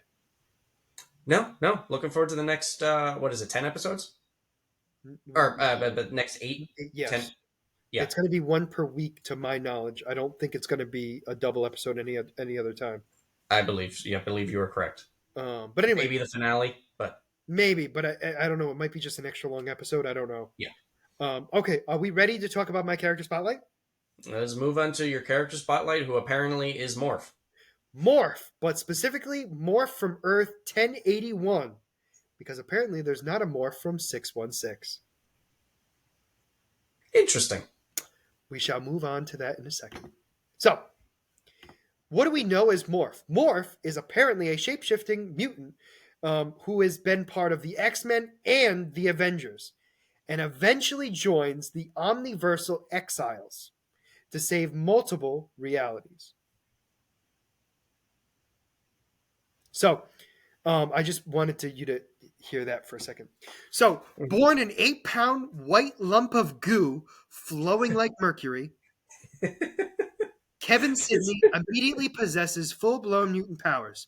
Already in control of his powers as a toddler, Kevin discovered that his parents were always happier when he maintains a normal human form in public, which he doesn't mind as he's always eager to please. So he always forms himself into a all American boy known as Kevin, which was the name his parents gave him. When he was 13, his mother died of lung cancer, causing his father to view life differently. Kevin tried to cheer his father up, but his father withdraws further and further into depression, eventually sending Kevin to Xavier's Institute for Higher Learning, codename Morph. He's placed in the New Mutants, quickly becoming the team's leader while completing a master's degree in computer science and engineering. Morph soon graduates to X-Men status after joining the Avengers alongside Beast as representatives of mutant kind when a program to help the public understand mutants were created. Even though he becomes a popular member of the Avengers, he still feels like the X-Men are his actual family and rejoins their rank. During a mission against a threat known as Stonehenge, Morph is snatched from his reality by the Time Broker, secretly a hologram created by the Time Breakers, an unidentified species of insect alien explorers landing on a desert planet, a desert room, a deserted room. Sorry. Several others join him, such as Blink from Earth 295. Do you know who Blink is? That sounds familiar. She's a mutant. Has the We haven't ability. guessed. She has the ability to create portals. Oh, okay. Have we seen Um, her in some other X-Men project? yeah, we saw her in Days of Future Past.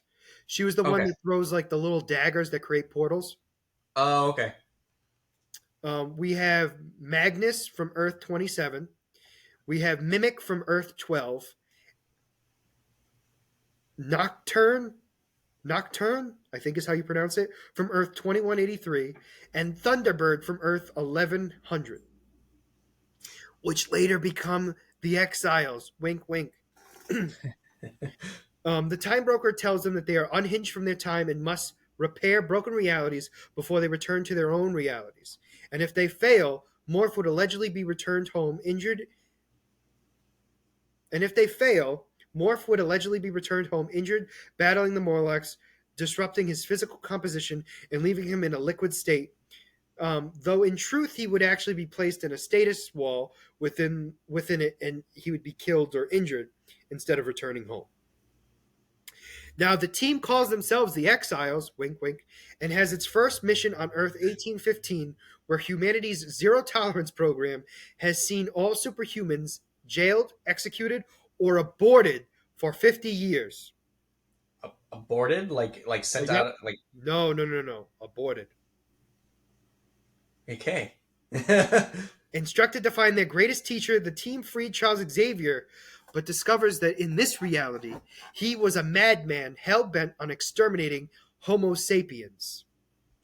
Oh, And that instructed, basically, they referred to him as Magneto, blah, blah, blah, basically being the same thing. Exiles rectified their mistake by freeing all imprisoned superhumans. Magnus sacrifices himself to save Magneto, a key element in saving the reality, while Mimic completes their mission by killing Xavier. Just think of that for a second. So we're yeah, gonna that take. was a little mind like play because you're like Magnus sacrificed himself to save Magneto. I'm like, Wait. But also, Magneto is basically Charles Xavier in that universe where he wants Yep. to have everyone together too. It's a whole switch, right? Yeah. So basically, like their roles were reversed. Correct. In that particular universe, yes. So morph is an anamorph composed of unstable molecules, allowing him to rearrange his body molecules at will within a fraction of a second into highly malleable state. In such a state, he can stretch, deform, expand, or compress his entire body or parts of his body into any shape, object, or person he can imagine. He can extend his limbs, torso, or neck to great distances. He can extend his body in two different directions, creating a canopy, parachute, or sheath. He retains full consciousness in whatever form he takes, and if a part of his body is severed, he can reassemble the parts of him, but needs time to recover afterwards.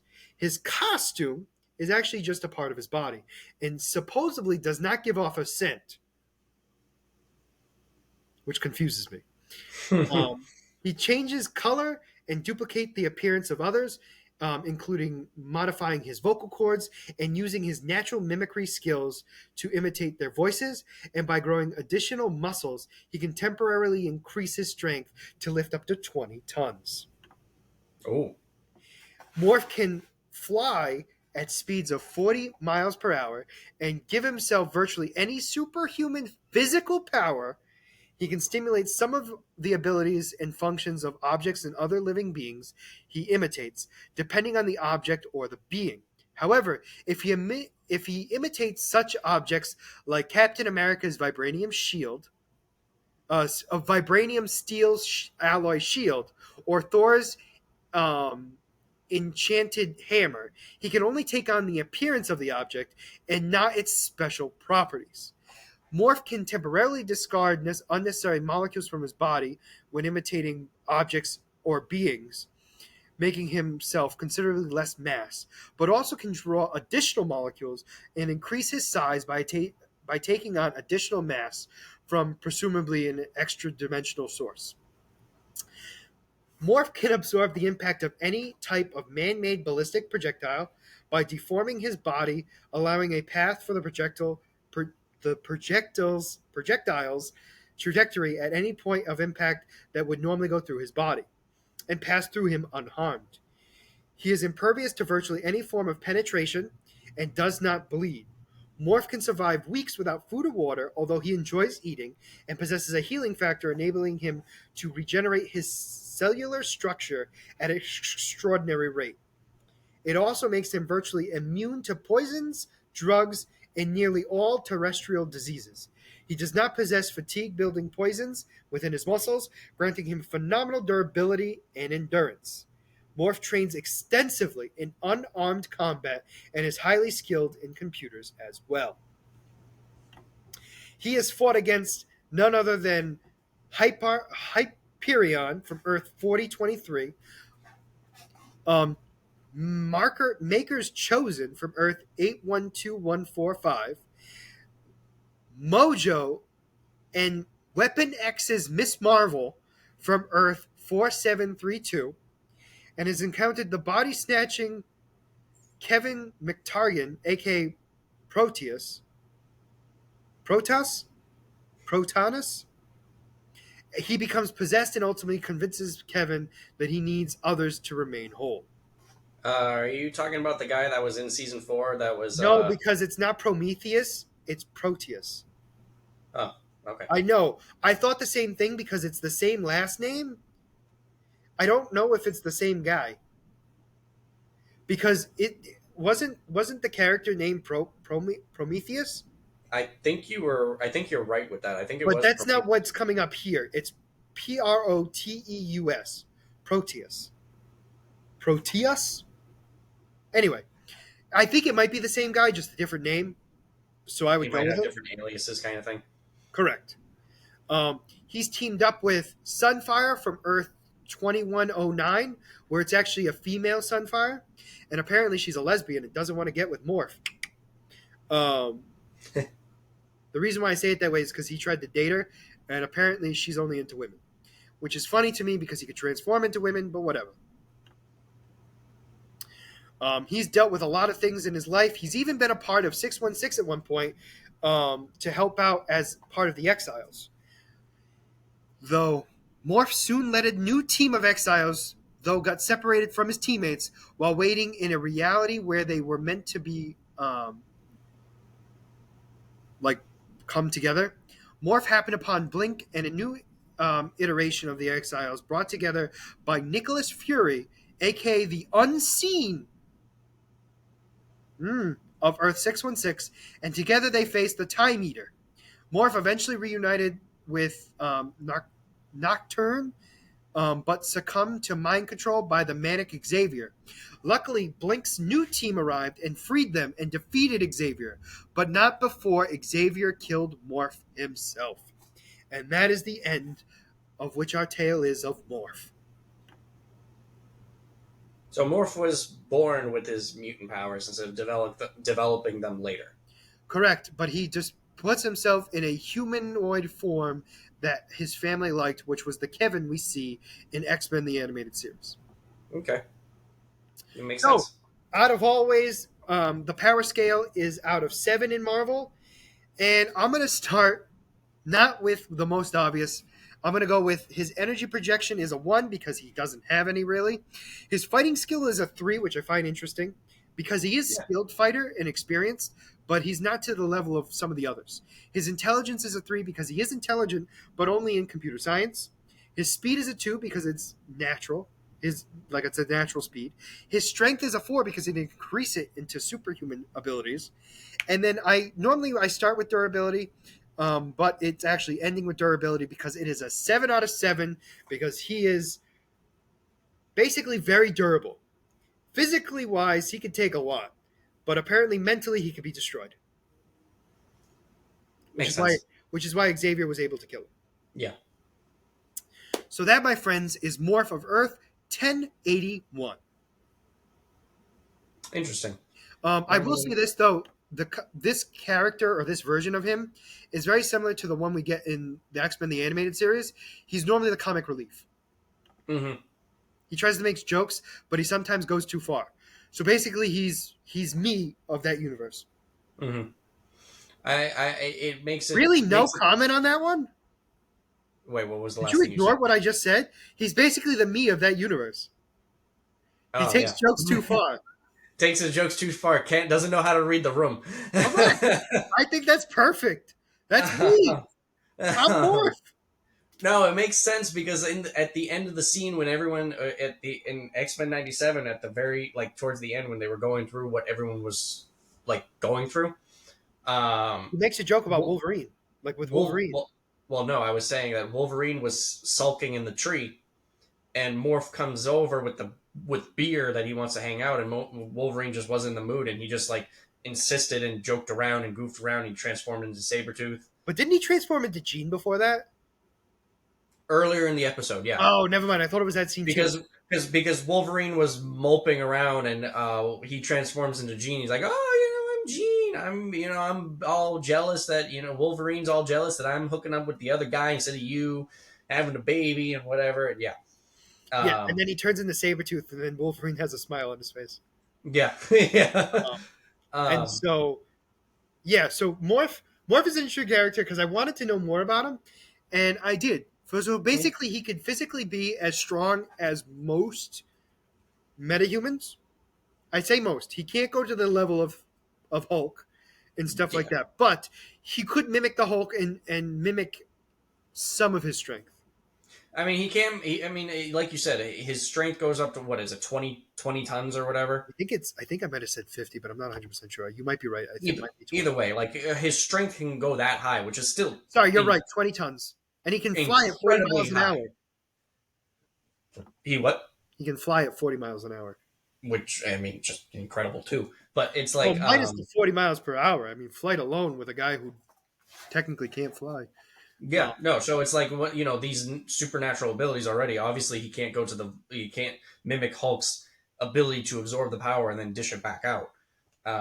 Yes, But like he can't copy Bishop's abilities. He can't copy Jubilee's gambits and stuff like that. He can technically sort of copy um, Wolverine's to a certain degree. he has a better because he can't perfectly copy the molecules of vibranium. I mean, adamantium. Hmm. The Um, more complex stuff he can't do, but like he could like he obviously was starting with Colossus, Blob, and others like that. Lady Deathstrike. yeah. So with Wolverine, if he can copy Wolverine, can he copy the claws coming out of him? Yeah, He can. Oh, interesting. Okay. because it's just molecules. Yeah. Okay. It's So just like, the strength of it he can't copy. well, Okay. he can make it into like a metal, but I don't think he can make it like adamantium. Yeah. Yeah. Yeah. So kind of like think of it like when Mystique in the original X-Men movie, when Mystique pulls out the claws and they get sliced off, Yeah. Hmm. that would be the same thing with Morph. Yeah. Yeah. Yeah. I mean, it might do a little less damage, but I think if Wolverine sliced it, it would cut right through. Where Yeah. somebody else, it might not be able to. Like It'll be a that's why little we bit saw. tougher, but yeah. Because by the way, the sword that he used when he was Cyclock was actually a part of his body. Oh, okay. It Makes was sense. it was his body that Yeah. turned into steel. Just so Yeah. you're aware. Hmm. Okay. Okay. Thank you, everyone. I know this was a long episode. There was a lot of stuff jam packed that Mike made us watch and talk about. So I next did. week, I kept adding things. I kept seeing things. Like, well, so here's another next thing. week Here's another we're going to thing. be talking about the final season of X-Men the Animated Series. We're going to be talking about the latest episode of The Bad Batch. We're going to be talking about the 7th episode of Invincible and the 3rd episode of X-Men 97. And we'll be having a character spotlight, unfortunately, from Mike next week. So hopefully Mike will be prepared as well as I was this week. I was very proud of myself. Um, and obviously, if any other trailers come up, we will talk about them as well. But right now, that is what our next week is going to be looking like. And if you've made it this far, please make sure you like and subscribe down below. We really would appreciate it. Other than that, this is going to be Scott and Mike signing out. Have a wonderful day.